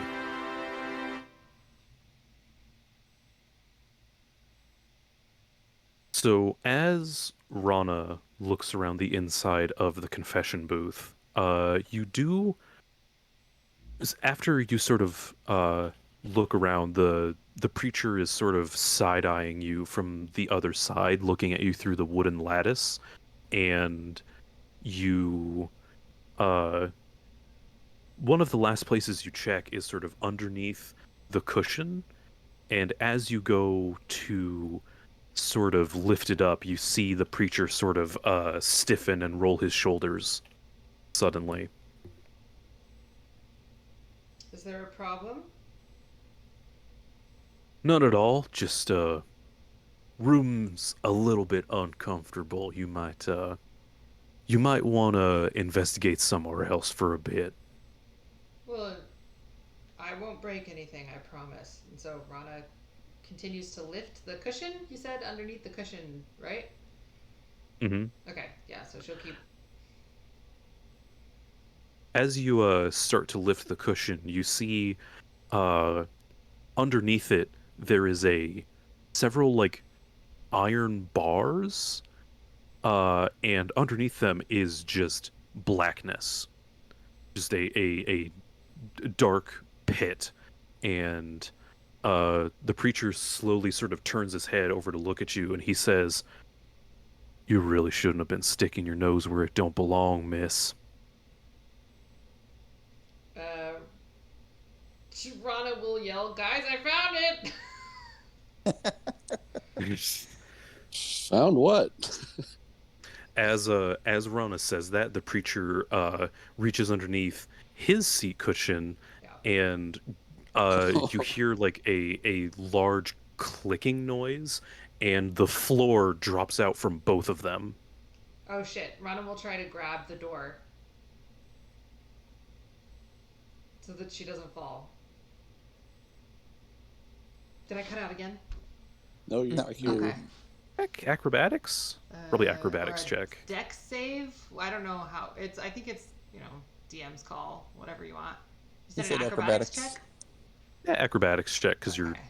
it's kind of acrobatic. Oh yeah, okay. So, uh, as the preacher falls down into the darkness, Rana, you manage to sort of Spider-Man yourself and brace yourself against the door, so uh, you're not sucked down into the pit as the cushion seemingly falls down into the darkness. After about half a second, you hear it like land, as well as the preacher, and you hear footsteps rushing away. Help! Help! Help! Help! Ethan will rush over. Oh, what's going on? You gotta open the door. Open the Okay. door! Open the door! Open the door. The door opens outward, so it's So Rana will, Rana will try to like time it so that as soon as she sees the door open, she's gonna try to push off towards the door, or at least catch Okay. like the lip of the lip that's at the door. yeah, give me another acrobatics. Oh, that's much worse. Uh okay. So as Rana begins to jump for the door, Ethan opens the door, and you can see uh what the fuck? What is this? I don't know. Don't worry about that. Okay. Um, That's a secret tool that may come in handy later. okay. Ethan, you open the door just in time to see Rana sort of flailing towards the door, and it looks like she's gonna slip. You have opportunity to do like maybe one thing, maybe just real quick. Okay. Reach out an arm and try and grab her. All right. Probably a dex check for that, I think. All right. Maybe also acrobatics. It gets a little blurry for me when to use like dex checks and when acrobatics is used. Do you want dex or do you want acrobatics? There's a big difference. Well, since you're not doing anything specifically acrobatic, probably just a dex check because you're just reaching Okay. your hand in. That's my logic, at least. If anybody wants to dispute it, tracks. I'm open. You're Okay. the DM. It's all good. It's your call. Yeah. Well, we'll be good DM though. You All right, are yeah, a but good with DM. with an 18, you Ethan reaches in and you clasp Rana by the arm and manage to save her from falling into the pit. You do hear now what sounds like a lot of metal scraping against metal from down in the pit. Hi. Thanks. What happened? Well, this guy, I'm pretty sure this is the guy that's been abducting people. There was a button under, I think, as far as I could tell, there was a button under his chair that slid out the bars that was underneath my chair and fell down that hole. So, he went down though. He went down there. So, I'm not sure, do we want to try to find a door to a basement and go down, or do we just want to tie a rope and follow this hole? Let's check his side because it probably lead somewhere else. Okay. Could just toss Mr. K down. Oh gosh. Splatter banana. I mean, Oh, you dog. oh, you dog. Just kidding, Mr. K. No, it's the dog's barking. Yeah, our puppy's barking at us. All right. She what are you decided, doing? since Omega's not here, we still need some sage representation. Ha Haha, because doxing. Anyway, I can. So Excuse me. we can go around to the other side. That's fine. So we'll go around to the other side and check on that end. yeah. You open the preacher's side of the confession booth, and you can see, instead of just being a straight drop into darkness, on the preacher's side there seems to be a metal sort of slide or a chute at an angle. Okay. Good That's call. going down. Good call on that, Ethan. The question still remains: do we want to go down this way, or do we want to find a different way down? I think we should find a different way, because the different way is probably the way that the preacher uses, and it would probably be safer. Well, the preacher clearly uses this Went, way. went down the slide. He just Yeah, went he used down. the slide. Well, how does he get back out? That's a good question. So then we It should. could come out anywhere. It could come out in a hill, like under a hill, like a mile away. Who knows? Okay, that's true. Well, I don't know. Does it look like Kenai will fit? Probably not. It was a bit cramped even when Rana was in there, so Kenai is probably, if he tries going down the chute, more than likely gonna get stuck if you're not greased up or anything. Okay, then Rana will start looking around for other doors and rooms to try to find a basement or a stairway down. Yeah, you can Not see to grease up Kenai. you can just the party takes like 5 minutes, just slathers Kenai in like vegetable oil or something. Get the Crisco. Yeah, you can see at the front of the at the chapel where the preacher initially was standing, there was a sort of underneath and to the side of the large holy symbol of the manifest or Vasher. There are 2 doors, one on the left and one on the right. Okay, we'll open the one on the right. All right. The one on the right has a spiral staircase in it, seemingly leading downward. Okay, great. Just to be sure, let's open the one on the left as well.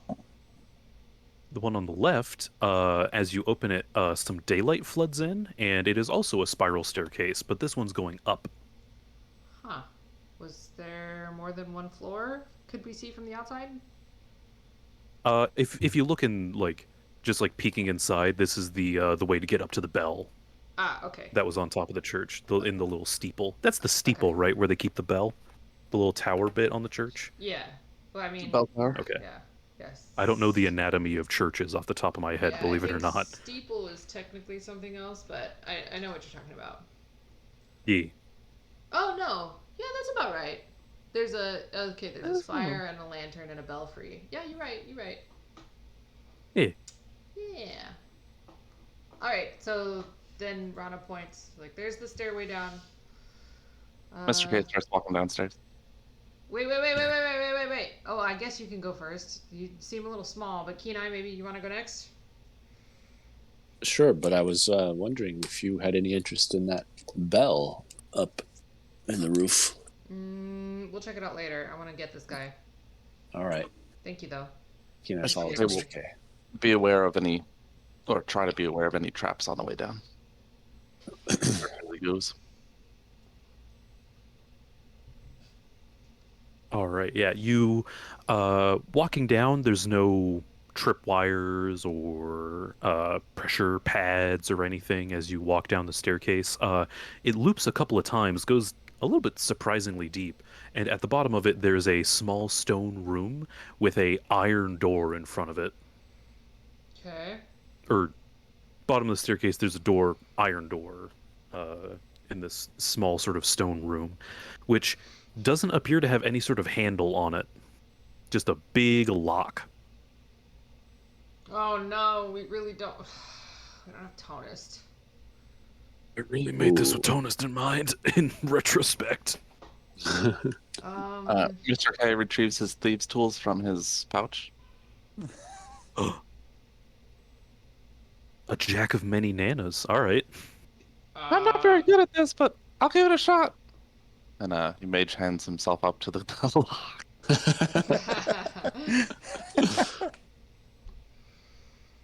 Just love this. Him I think it handing cut out for me. himself around everywhere. Oh, there we go. Mr. K mage hands himself up to the lock and tries to pick it. Okay. I guess, is that sleight of hands for locks? What do you typically roll to? It's a thieves' tool lock. check. Okay, yeah, do that. Okay, yeah. You're not very good Mr. at K. this? Mr. K mage hands his way up, and after a little bit of fiddling, you hear a click and then several clunk clunk clunks, and the door slides open. Good job. Thanks. You're welcome. Let's keep going. Yeah. Well- Yeah, she's very vocal right now. Right now, yeah. She's excited for the Guffshot. Right. Anyway, She wants to play. she agrees. So yeah, Okay. inside, after the huge heavy door slides open, inside you see a very dark, dank, very dungeon-looking room. Off to the left, directly under the confession booths, there's some light drifting in. One of them leads down to just a slide that leads down to this floor. The other one drops directly down into a very large cage sort of area with several miscellaneous bits of metal on the ground, as well as a big oil stain, seemingly. Okay. And we can see that there's And- nobody in the cage. Nobody in the cage, no. Just little bits of metal, but there's nothing, seemingly nothing in the cage. You can see, however, directly in front of you, there's what appears to be a large metal coffin, and it has on either side of it these large multi-jointed robotic almost arms are reaching in through these holes on the sides with several various tools, eliciting these loud screeches and grinds and the sound of similar sounds that you might have heard like Tonist working on the battle engine. There's welding and screws being put into place and a lot of banging metal. Okay, so the arms are working on something inside the coffin? Yes. Can we see what's in the coffin? No, it is metal, and metal is opaque. So, well, but the cover's on it. So Rana will look Yes. at Kenai and be like, "You want to try to go pop that lid off?" Yeah. Or yeah, I says. Yeah. Yeah. You want a strength Meow. check or something different? Yeah, give me a big old beefy strength check. All right. There it is. Wow. Okay. There's a whole +5 into nothing. Yeah, as you approach, the robotic arms seemingly pay you no mind, but you try and get a grip on the front of this coffin, but it's sealed shut, and it's made of this very slick, almost like stainless steel sort of metal, so you can't really get a good grip on it to pull it off. Well, why don't I use my inspiration to try again? Oh, he could do that. All right. Comes. A little better. A little better. A little better. So you feel around sort of the edge of the coffin, and uh you can't really still manage to get a good grip to rip the entire thing off. However, you feel around the top and you feel a small dent in it, and you sort of hook your fingers around and start to pull it down, and you sort of yoink it down like a sardine can. And uh as you start to sort of rip it down, as it's about halfway off, there's a quiet ding comes from the coffin, and all of the robotic arms retract, and you see staring back at you the face of the preacher, Yep. and he says, well, howdy there. What can I help you with? Oh. Well, listen, sir, this is all very shady. Have you had any lunch yet? Actually, no, I'm kind of hungry. Well, I can serve you up a knuckle sandwich. And you see, as Kenai is pondering the question, the rest of the coffin's lid sort of rips off, and a very large and very metal arm comes out of the coffin and tries to strike at Kenai. Uh-huh. Does a 42 do it? Oh my god! What in the world? Yeah. Oh my god! Plus Plus 25? So, the you see a very large, very metal hand come out from the coffin and just smack Kenai across the jaw, sending him flying across the room, skidding back to the rest of the group for that much damage. Yikes. And the large metal arm reaches down and grabs the metal coffin and rips it apart. And you see where once this preacher man had very small, very sort of wimpy looking metal arms, he is now rocking some SpongeBob level anchor arms. He has these gigantic metal prostheses on both sides, steaming and sputtering with sparks flying out of them. Wow. Give me some initiative, fellas. Yeah, all right. Well, okay. Oh, need an active combat counter.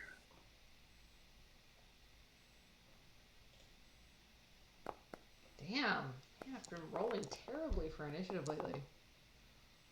And there is monster initiative.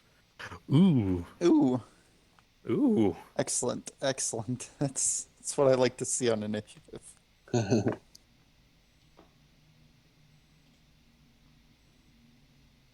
Oh wait, no, I messed that up.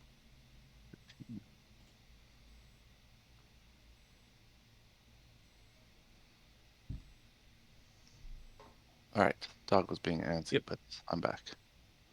Okay. What are you All doing? right, you're I got punched in standing. the face. Kenai got I got walloped. Yeah, that's a good word. You are currently standing in a dingy basement, and Father Gunn, the preacher man, has some really big old beefy metal arms now, and he's looking ready to tussle. Huh. Never tussled before. Okay. I guess that's my go. Mm-hmm. Yep. Bananas Foster! And I cast a Chardalon Stride, which Ooh. Excellent. are against a blast out from the back of me as I run around. And I immediately run over to the priest so that he takes D6 fire. Ooh. Oh, nice. And then I will cast which one do I want? Booming Blade. And punch him. All right. Give me a roll. What kind of roll? Just to hit him. Oh, okay. Is Kenai next to him? No, No, Kenai got sent smacked. flying. Yeah. Oh, whoops. Okay. Oh no. That is Oh, a no. miss. I run away. Okay.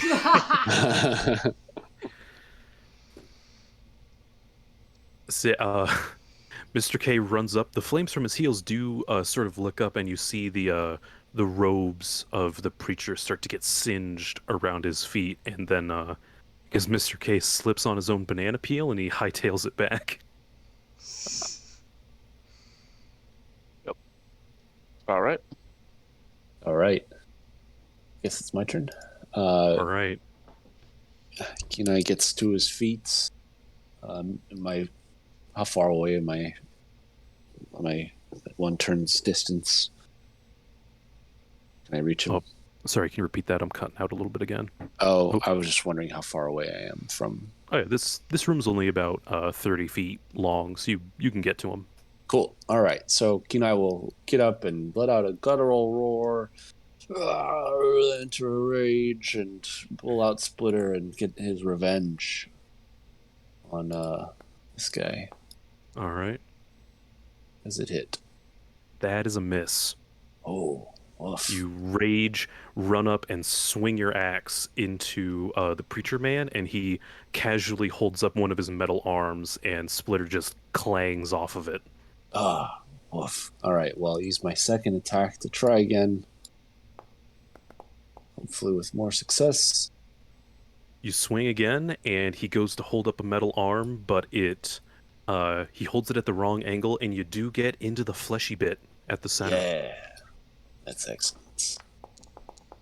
Most excellent. Ooh, a fleshy bit. All right. And with that, I will knock. Is he large or smaller? I will knock him prone. Yeah, he's larger, smaller. So take that with my bonus, and that'll end my turn. All right. So Kenai rushes up, slams his axe into the preacher man, and preacher dude is now prone. And it is Rana's go. Damn it. Okay, well, if I shoot him, it's a disadvantage. Let's see.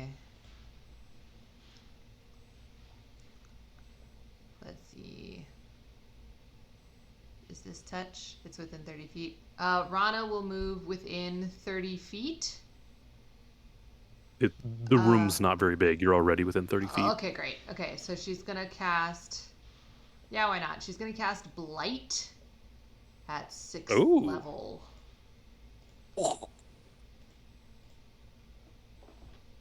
So he needs to make a Constitution save. He's probably super beefy and is probably going to make this, but... We'll see. Yeah. He's got a plus 15! He can't not make it! He lives in the desert. Plus 15? Yeah, That's desert people are tough. Let's see. Oh, the bonus action. Wait. Wait, I'm going to turn that into a 1. Oh. Using the mystical powers of divination, I turn his roll into a nat 1.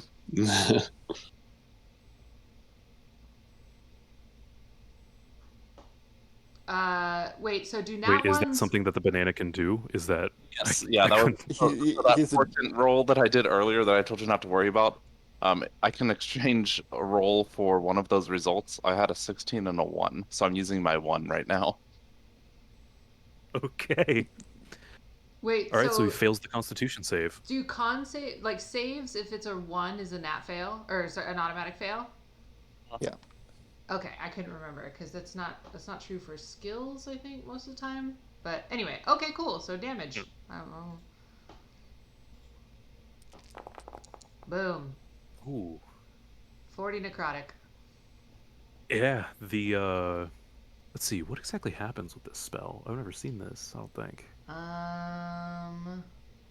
Draining moisture and vitality from it. Oh. Believe it or not a ton of moisture in this guy, but yeah, you see the necrotic damage sort of wear away at his fleshy bits. It isn't as effective as you expected it to be, though. Oh, interesting. Okay.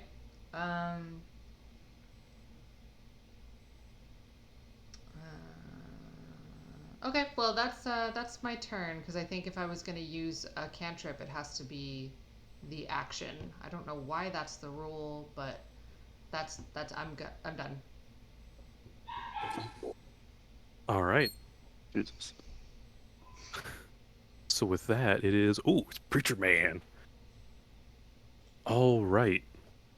So is okay. He's just knocked prone, right? Kenai's not like holding him there. No. Yeah. Okay, cool. Just- Yeah, Preacher Man is Father Gunn is going to stand up and flex his arms, and he looks at Kenai and he goes, "Nice trick. Can I try?" Oh dear. Can Kenai give me a strength save contested? Uh-huh. Saving throw. Contested. Oh my god. With 40? So he's real strong. Uh-huh. So Metal arms, the metal arms, Kenai's the metal arms of the preacher reach up and grab Kenai by the face, Oh and my god. Kenai's arms attempt to wrench it off to no success, and then the preacher man lifts Kenai with one arm and then slams him into the ground with enough force to embed him into the rock. Oh my god. Pretty good. I hate this guy. In case what you were kind of- wondering, Guffshot is where I get to pull out a lot of the real anime bullshit I can do in D&D for that much damage. Is that like a bludgeoning damage? Because I have That is resistance bludgeoning, to because that. it... Okay, so it it's- should be halved for me. Okay. Right? Yeah, it is... Yeah, because It wasn't technically... Yeah. Okay, yeah, it should be... Is it bludgeoning damage specifically from a weapon? Because technically me it was check. bludgeoning damage from the floor. Yeah, that's No, true. I'm pretty sure it's like any Should be all. any damage. Okay, just making Yeah, sure. let me just double Yeah, it's check. good. The rage, you have resistance to all bludgeoning, to bludgeoning, piercing, and slashing damage. Yeah.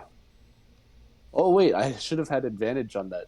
Can I just roll just for fun to see if I can possibly get? No, I don't think I can. You have to get a 20, I think, and even then. You're Yeah, but down by. Yeah, see what happens. Go I for just it. wanted to see. No, same. Yeah, what that happens. wouldn't have cut it. All right, so half of 21 to me. Thank you very much, Preacher Man. And as Father Gunn sort of stands up from embedding Kenai in the rubble, his head swivels to look at Rana. And he holds up a hand, and the hand's fingers sort of flip backwards into his palm.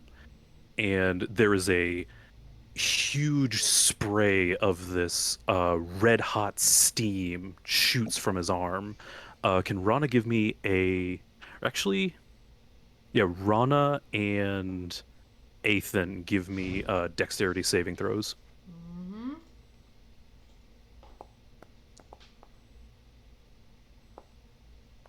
Ah, All right.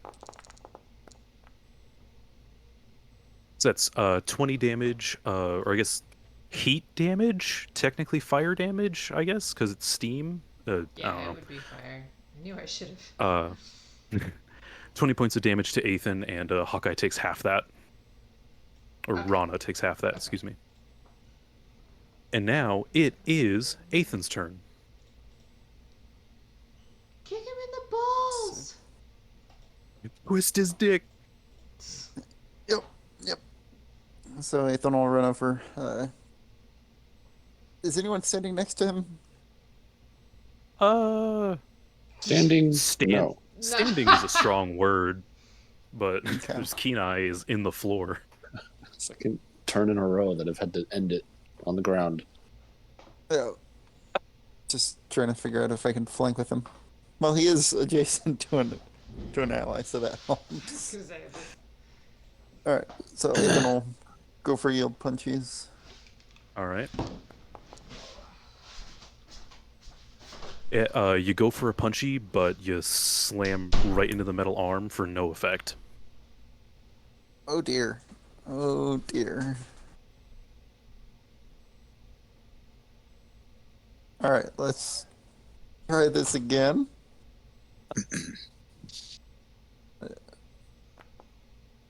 That's Oh, better. that one.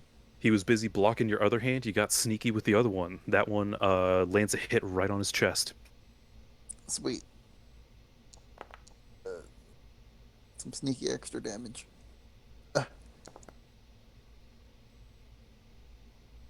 And bonus action. He'll try one more punchy. Hey. Yep, that hits.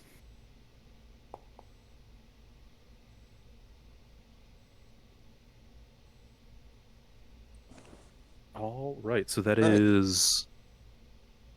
What's the total Ethan's damage go. on that? 7, 5, and 11? Am I reading that right? Yes, so 19. Wait, no, that's not right. 23. 20. So what's up? 23. Yeah, 23. Okay. Yeah, you land a couple real nice quick jabs on his torso while you're distracting his other arm. Do you do anything else?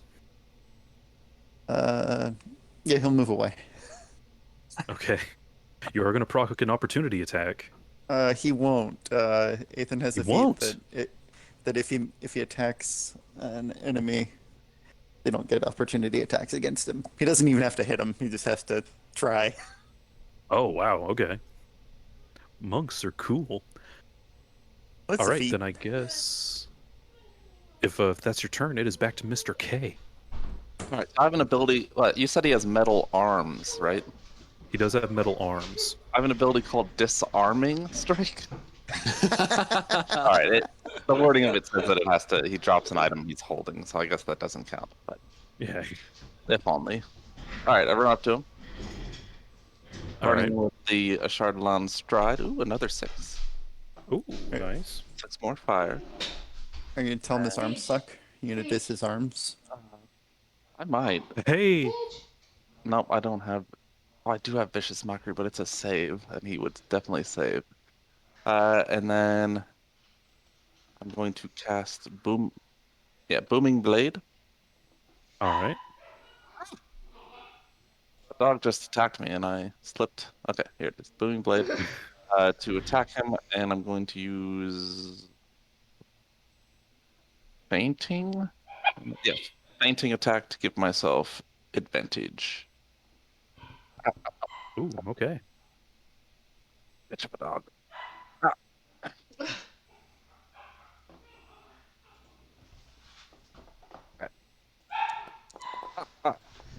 25. That just barely hits. All right, excellent. So 18 and Booming Blade. One. What a load of garbage. And then I run away. To the opposite side that Ethan ran. All right. Do you proc an opportunity attack when you do that? I don't because of the spell I cast. Okay. Chardalon Stride. Chardalon Stride, that's right. Yeah. Oh, it doesn't proc opportunity. That's cool. And if he moves, Booming Blade will blow up on him. Oh, He's covered that's in interesting. electrical energy, and if he chooses to move, he takes some damage. Ooh, funky. That'll be it. Yeah. All right, if that's it, then it is Kenai's turn. All right. Do I have to use a turn to stand up again, or use an action? It's You're half your actually gonna movement. have to. You're gonna have it's to give half of me your a movement. strength save because you are real deep in that ground. I am Real quick, embedded. I forgot about my superiority die. 6 damage. My apologies. Now I'm done. So good. All right, Kenai attempts to lift himself at advantage with strength saving throws while I'm enraged. So we'll do that right this time. You make it. Ooh. So Kenai gets up out of the rubble, dusts himself off, pulls some gravel out of his ear, puts his hat back on, to make sure that he's got his old hat on, and just bites back at Preacher Gun Man, Father Gun, and says, "This room ain't big enough for the two of us." And baseball bat swings Splitter at him.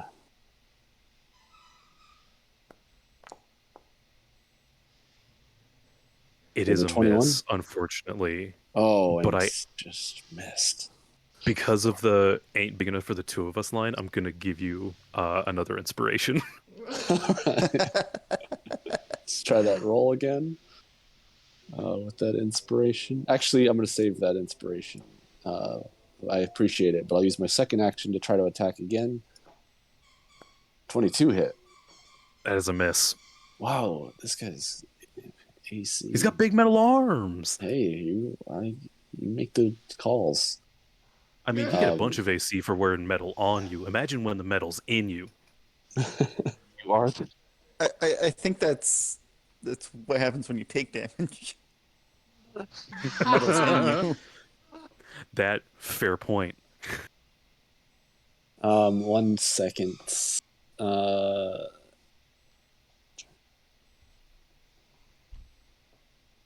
Okay. No, I can keep my. I attacked him even if I missed, right? So I don't get out of my rage. Okay, cool. No, yeah, you're still raging. All right, so I'll end my turn there. Sad, but glaring at Lord Gun. Lord Gun. All right, it's Rana's go. He's standing this time. He is standing. Yeah, but his AC is ridiculous, so I'm going to try.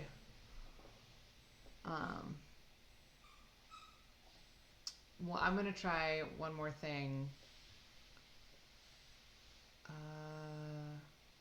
I am going to, if Guff gets to use anime bullshit, then so can I. So I will ring the bell. Let's go. We'll ring Zoe's bell and activate, what is it called? Power Word Dread.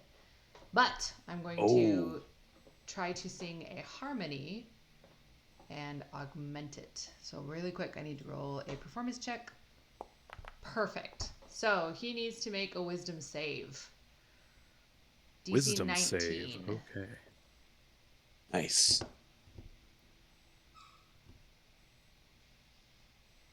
Wisdom save. Ooh. Wonderful. He falls unconscious. Ooh. Get these arms. Pretty good. Okay. He's just overcome Yeah. with fear and he falls unconscious. Yeah. Father Gun looks over and meets Rana's gaze, and you see him freeze in place, and he just there's a small creaking noise, and he just falls back, making similarly making a small crater in the ground when he lands, kicking up a lot of dust in the stone room. Okay, quickly. Do something quickly. Before he comes to.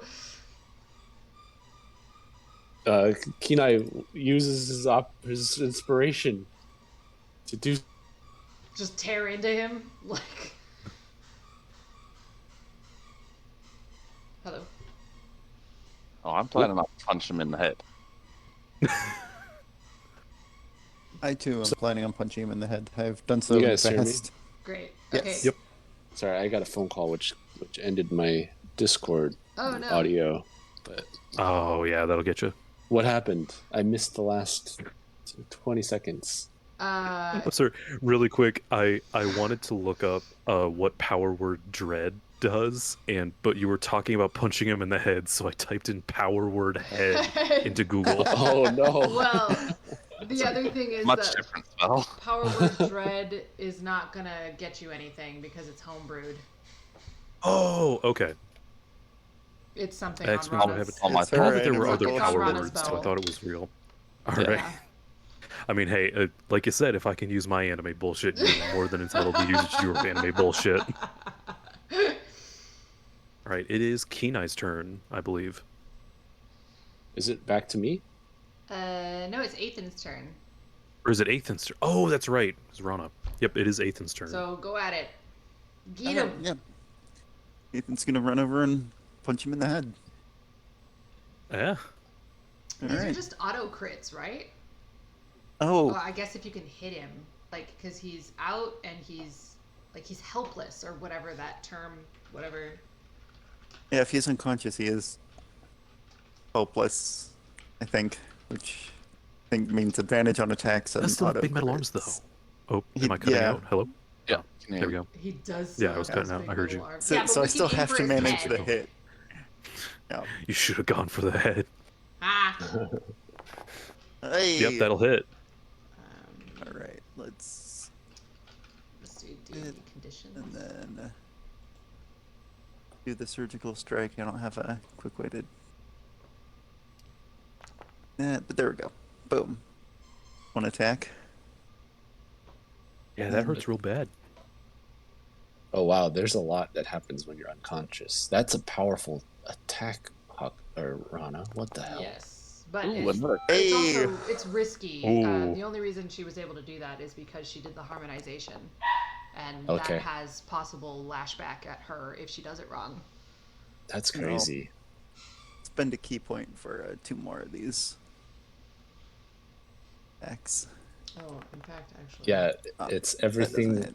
You attack at advantage and you get crits.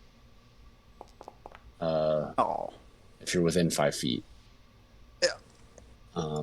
They automatically fail strength and dex saving throws. They drop whatever they're holding.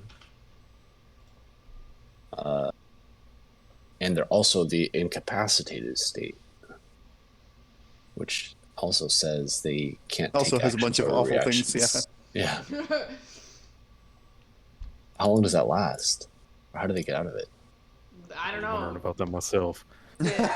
Guff gets to make the call when like enough damage wakes him up, I guess. Oh, Well, I got punched in the head twice. He did get punched in the head twice. Can't confirm. I would be a little curious.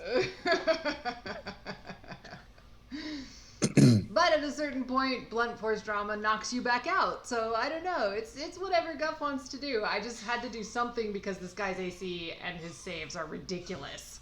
yeah, it's true. a little bit. So yeah, Ethan. So how many of those strikes land? 2. Okay, the first Well, strike. I assume only 2. His AC is 25, Yeah. right? Yeah. Give or take. The first strike, you see him sort of like jostle to the side and his eyes flutter, and then the second strike, he's knocked right back out. So All right. we're back to Mr. K. Still down. Go, Mr. Alright. K. Get him. Mr. K, get the arms. Never miss an opportunity. Run over to his neck. Try to throat punch him. But before I do that, I'm going to cast Booming Blade. Because you gotta. And he takes a d6 of fire. So 5 fire Oh. and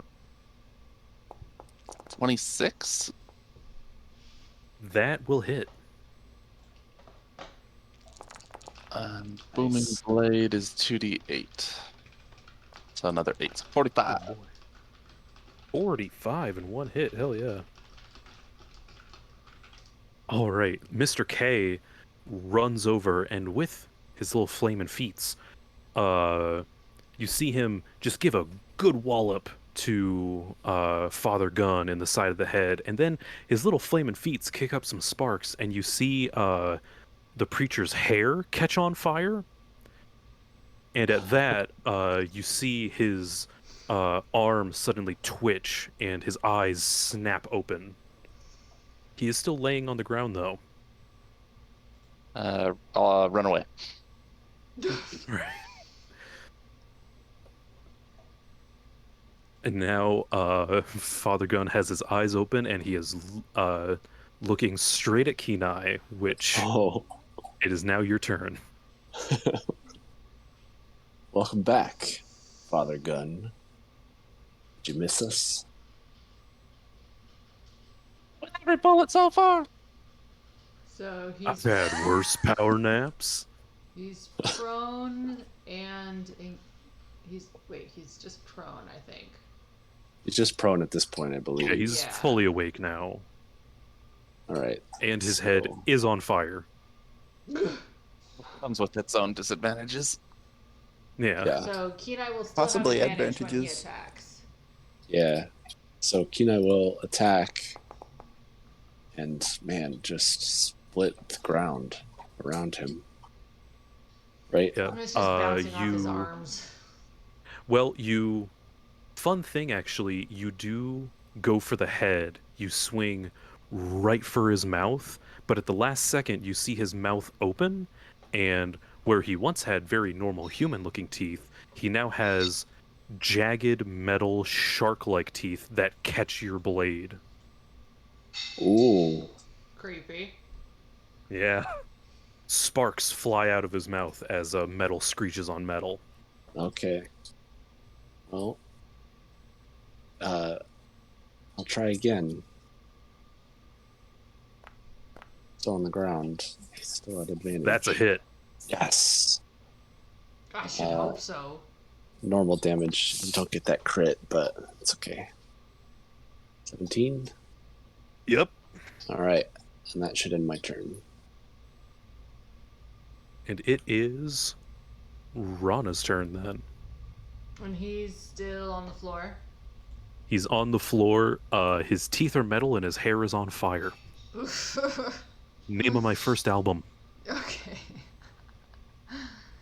Oh gosh. Then I guess Rana will.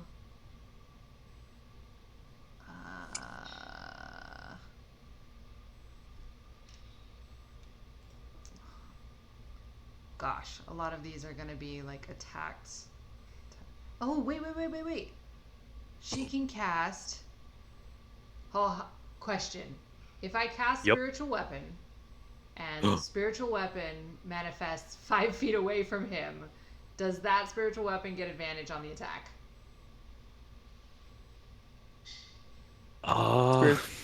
Spiritual weapon isn't a creature. I believe creature is part of the requirement for.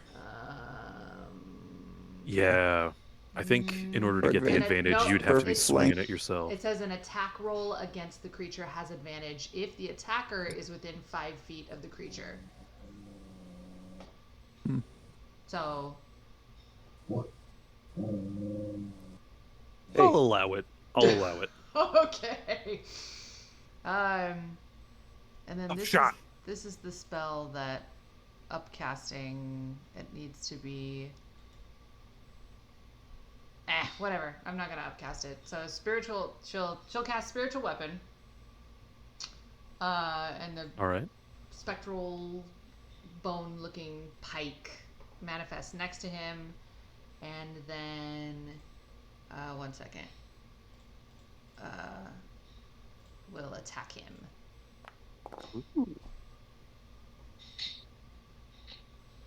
Does a 27 That is a hit. hit? Okay, good.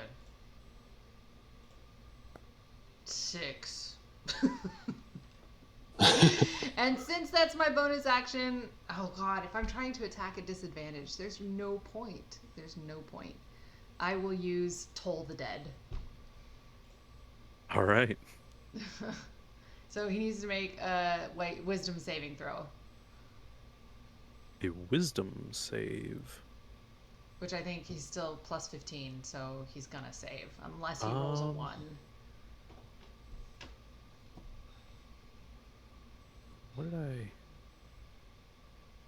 No. Oh, no, he's a little bit worse at wisdom. Just a little. Just a little. Just a little. Yeah, Yay! doesn't save. Okay, got him. Okay, so and then he's been damaged, so there you go. Ooh. 22 necrotic. Yeah. That's my turn. Preacher Gun hears the bell tolling in his ear, and one half of his face is on fire. The other half, you see, the necrotic damage starts to take hold, and his face is starting to slough off. He, using both of his arms, he digs them into the ground and lifts himself up back to a standing position. And looking directly at Kenai, he reaches up with a clawed hand and digs his fingers into his own face. Oh my god. And you see him no.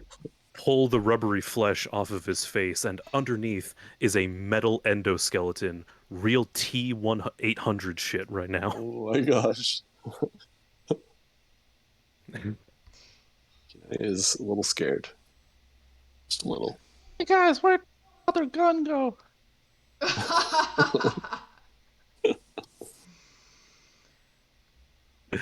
Yes, he says, thanks for the... His father gone. Oof. He's father. Oh, I just got some weird feedback. He says, Thanks for the fun time, fellas, but I got a jet. Have fun in the cleanup. and you see him walk over to the wall, I believe activating the thing from Mr. K? Yeah, the booming blade. Booming blade. Yeah. What's the damage on that? Not that one. Ooh. 10. Oh my god. Ooh. Yeah, and you see him definitely flinch as that happens, but he keeps stepping forward, and he winds up one of his big old fists, and he smashes it into the wall, sending a large crack up the wall into the wooden ceiling / the floor of the church up above, and it starts to collapse. Everybody give me a dexterity saving throw. Oh man. Or I guess, no, for this one, either... No, don't worry about that one. Athletics or acrobatics, whichever you're better at. Hell yeah. Hell yeah. Yeah, Mr. K does a cartwheel through the rubble.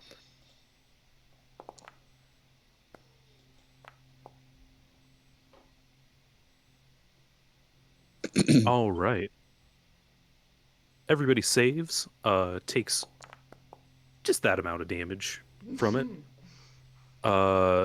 And there is now a thick layer, there's this thick kicked up dust all around. And you can see through the dust the thick sort of semi-glowing silhouette of the preacher sort of squats down on his knees, throws his arms back, and then throws them up, and he leaps directly out of the basement onto the ground floor, and he begins walking away. And now it is Ethan's turn. All right. Ethan will pursue. All right. What we got, like stairs out of here? Actually, it doesn't There- matter. Ethan will like run up a wall and just jump out the hole. It's fine. That's monks, baby. And yeah, the Yeah, I was like, wait a minute, it don't matter. You got this. yeah, with him punching the wall, there's a lot of like rough little footholds and stuff, so it's pretty easy for like monk dexterity to kick your way out of the hole. Yep. Oh, he can run up flat surfaces. You don't even need holes. Okay. Yeah. Also that. So leap up and head over to Father Gun and try and give him some punchies. I'm not All right. expecting much. Being He was regular also attacks. walking. He was also walking away. I'm gonna give you advantage on this since it's technically a surprise attack, I guess. Ooh. Kinda. Sweet. Hey. Yeah, that's a hit.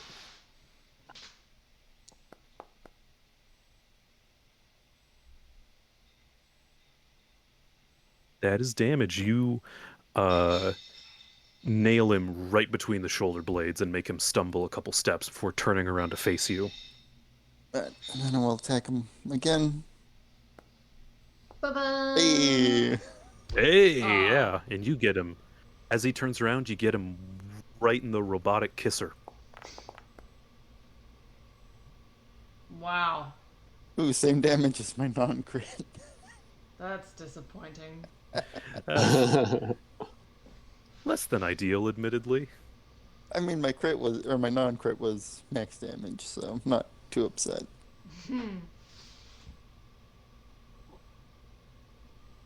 All right, and then Ethan will cast Sanctuary on himself and back up a bit so that hopefully he doesn't just get decked.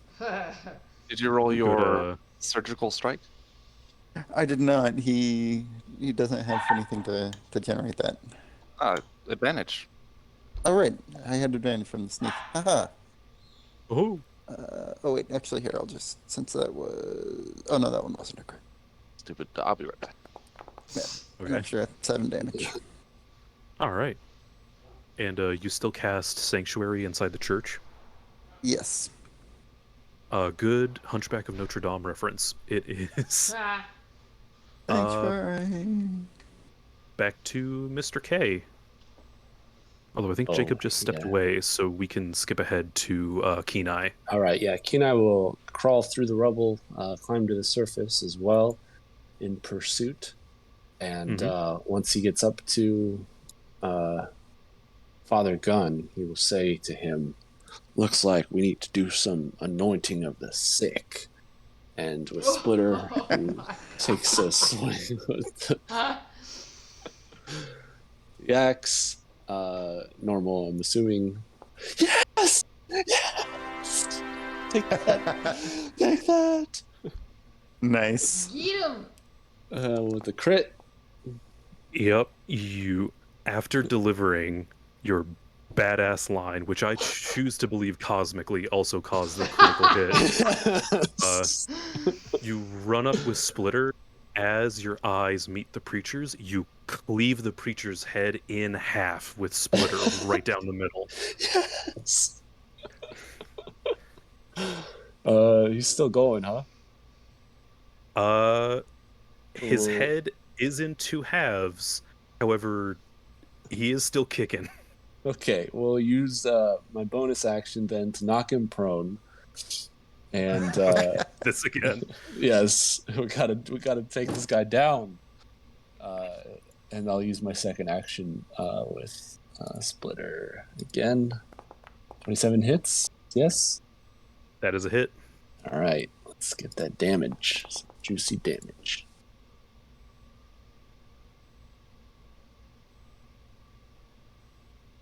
All right. Very solid hits. He is very caught off guard with the thought he had escaped, and then suddenly his head is in half and he's on the ground.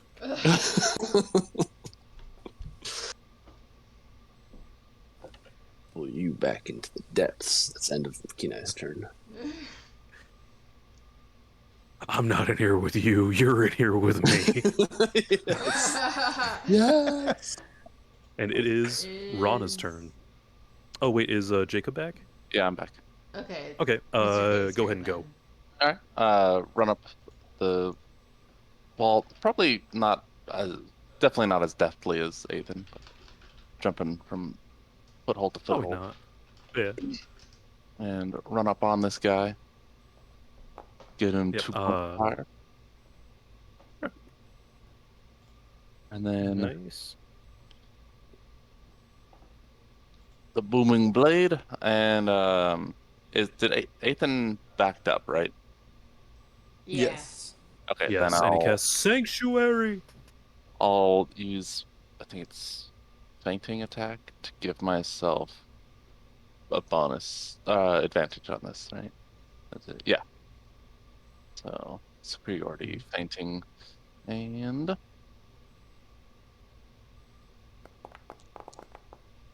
31. That hits. Okay, so it's going. Also, yeah, Kenai did knock the Preacher Man prone, but like canon-wise, this would have happened before Kenai's turn, just for clarity. Okay, so 35 damage. Yeah, that do be some damage. He's looking pretty rough for wear. And I back up. Everybody backing up. All right, with that, it is Rana's go. Okay, I move the spiritual weapon 20 feet towards him, but I think he got farther away than that. Oh, wait, no. Yeah, That takes my he's- bonus action. Oh, So I will not do that. I'm going to make sure I have 35 feet of movement. Does that get me in range? Like, can I see him again? Or do I need to Yeah, use my bonus action to dash? you can either use your movement to go back up the staircase, which you would probably run out of movement at the top of the staircase, or you can just climb out. It's pretty easy. Okay, then So yeah, she'll- either way, you can she'll- get in range then of him. she'll climb out then.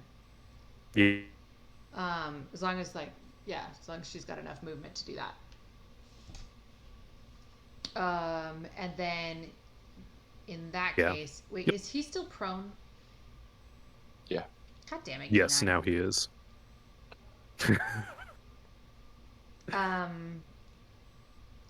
Then Usually I have to find ways around Rana's like nuke arrows, but Kenai's just doing it for me for guff shots. I love this. This is the best performance I've ever had. then Rana. So once she's climbed up there, she'll move the spiritual weapon 20 feet closer to him. But I'm guessing it still doesn't reach him. Well, 20 feet you could get it close to him if it's just like floating straight there.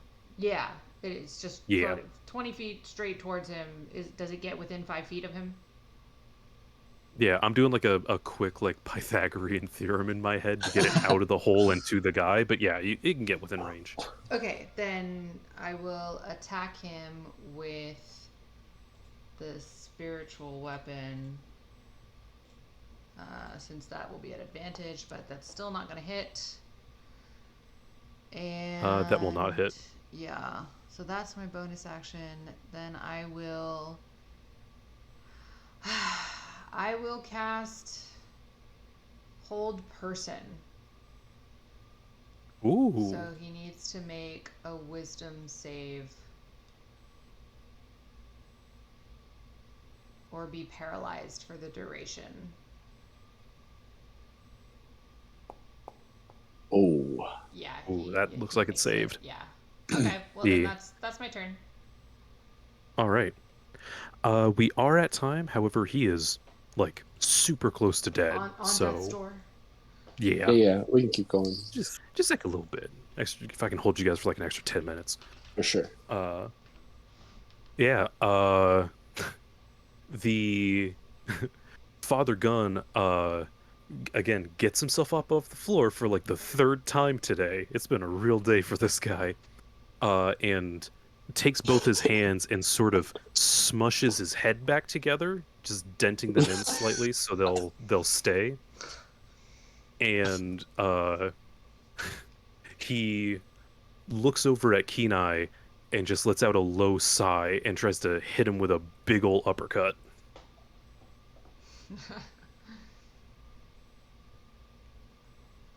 Oh, 28 hits. Rise. Plus 45. Okay. It's good arms. Oh. Can I get smacked? Yes.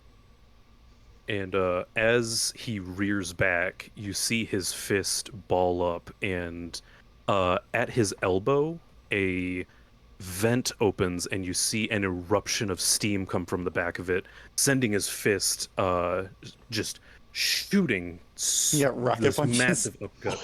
He does use a rocket punch Nice. for that much damage. All right, we cut that in half, though. Cut that in half, but Kenai is sent flying into the wooden wall of the church. All right. Father Gun then, at the waist, he swivels around 180 degrees to look at Ethan. Oh, And can we get a contested strength check from Ethan? is he gonna try and hit Ethan? He has He- to make a wisdom save first. Oh, he's gonna try and grab you, but I will make a wisdom save. That is an attack roll. That is an attack. Oh, 12 doesn't do it. Hey, it does not. He All has to right. choose a different target in range.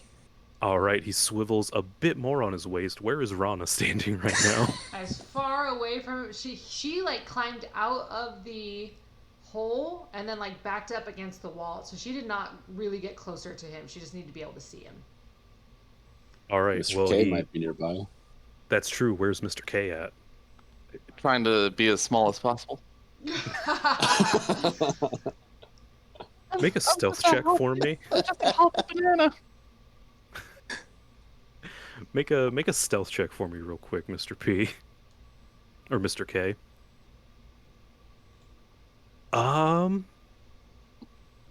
You know, I'm gonna use my other portent roll, which was a 16, and turn that into a 29. Okay. The preacher overlooks the banana, and you see him swivel around and jump with his legs directly at Rana. Can I get a strength save from Rana? Yeah, sure. Why not? He might get a nat 1. You never know. He didn't. He runs up and his big, powerful metal arms wrap around Rana and lift her off the ground.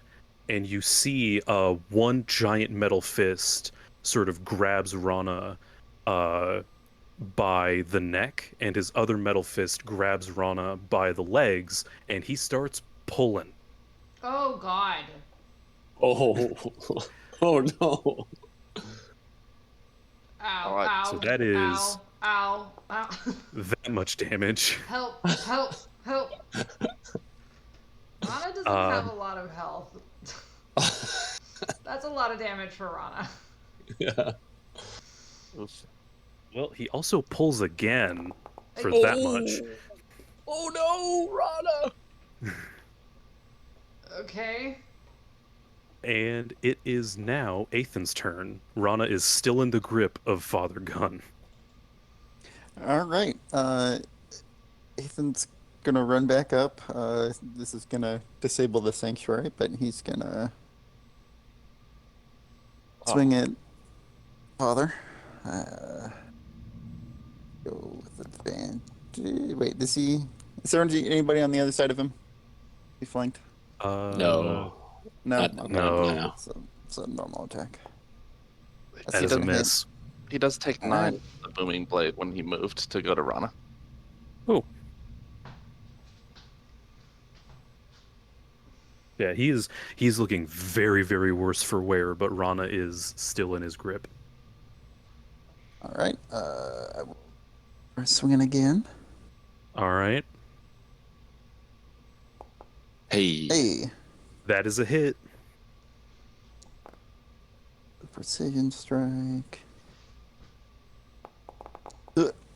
7 damage. And then he'll spend a key point. Swing again. That misses. And then for his last attack, he will forego and he'll run up to full. How much were you down? Oh God. I am at 31 out of 111. So 80. 80. 80. Okay, cool. Yep, he'll see 80. Well, the father gun is laughing maniacally as he begins to pull Rana apart. However, Athan runs up and with his powerful monk fists delivers a couple blows, and specifically, Athan's fist on that hit plunges straight through his chest and out his back. Excellent. And with that, you hear Rana drops out of his grasp into Athan's arms. It's very sweet. Aw. And you hear him sort of cough and sputter for a few seconds.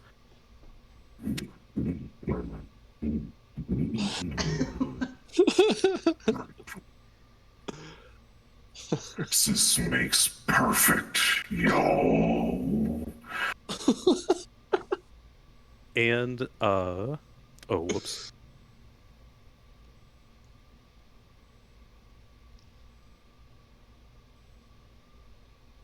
The last thing I heard was whoops. There we go.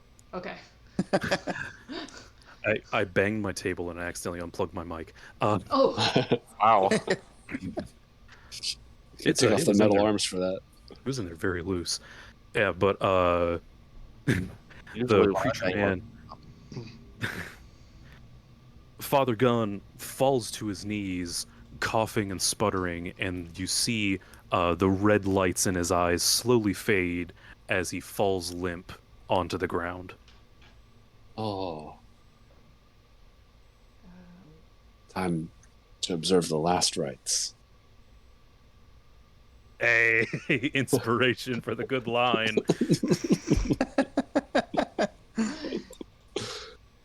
Good theme. He's dead, right? Is he finally dead? It's of perception, though, right? Oh, hello? Am I getting dropped? Nope, you're still Oh. here. Okay. Ron and Nathan got that good passive perception, right? Yeah. Yes. Well, as Rana is currently sitting in Ethan's arms and they look at each other after that long fight, you both sort of it's a little bit quiet at first, but you hear what sounds like a ticking. Oh. Oh, Run! run. Run! You hear a tick tock slowly starting to speed up. What do Mr. K and Kenai do? Well, that depends. Did they really say run? Yes. Yeah. Okay. They are No, wastes no Shaggy and time. Scooby sprinting away from the church right now. Pulls himself out of the splintered church wall and runs following them out. Feel like I'm back in Miss Running Strong's class. I start running. What a day. And the ticking and beeping slow. Oh, yeah, this is say. I forgot these are day apart. The ticking gets louder and louder until there is a massive explosion behind all of you. Dust is kicked up. The shockwave knocks you all onto your faces. Bits of scorching hot white metal fall from the sky. Flaming pieces of the church. The bell flies out of the bell tower, and you as you glance out, you see it embed itself into the clock tower, making the clock tower also collapse. Oh gosh. Oh no. And a huge wave of dust is kicked up over the entire town. And after all the commotion, everyone looks around at each other, dusts themselves off, and Cassidy walks up and says, "Oh, in retrospect, I think it might have been the preacher." Guffshot, baby, cut the stream. Oh, okay.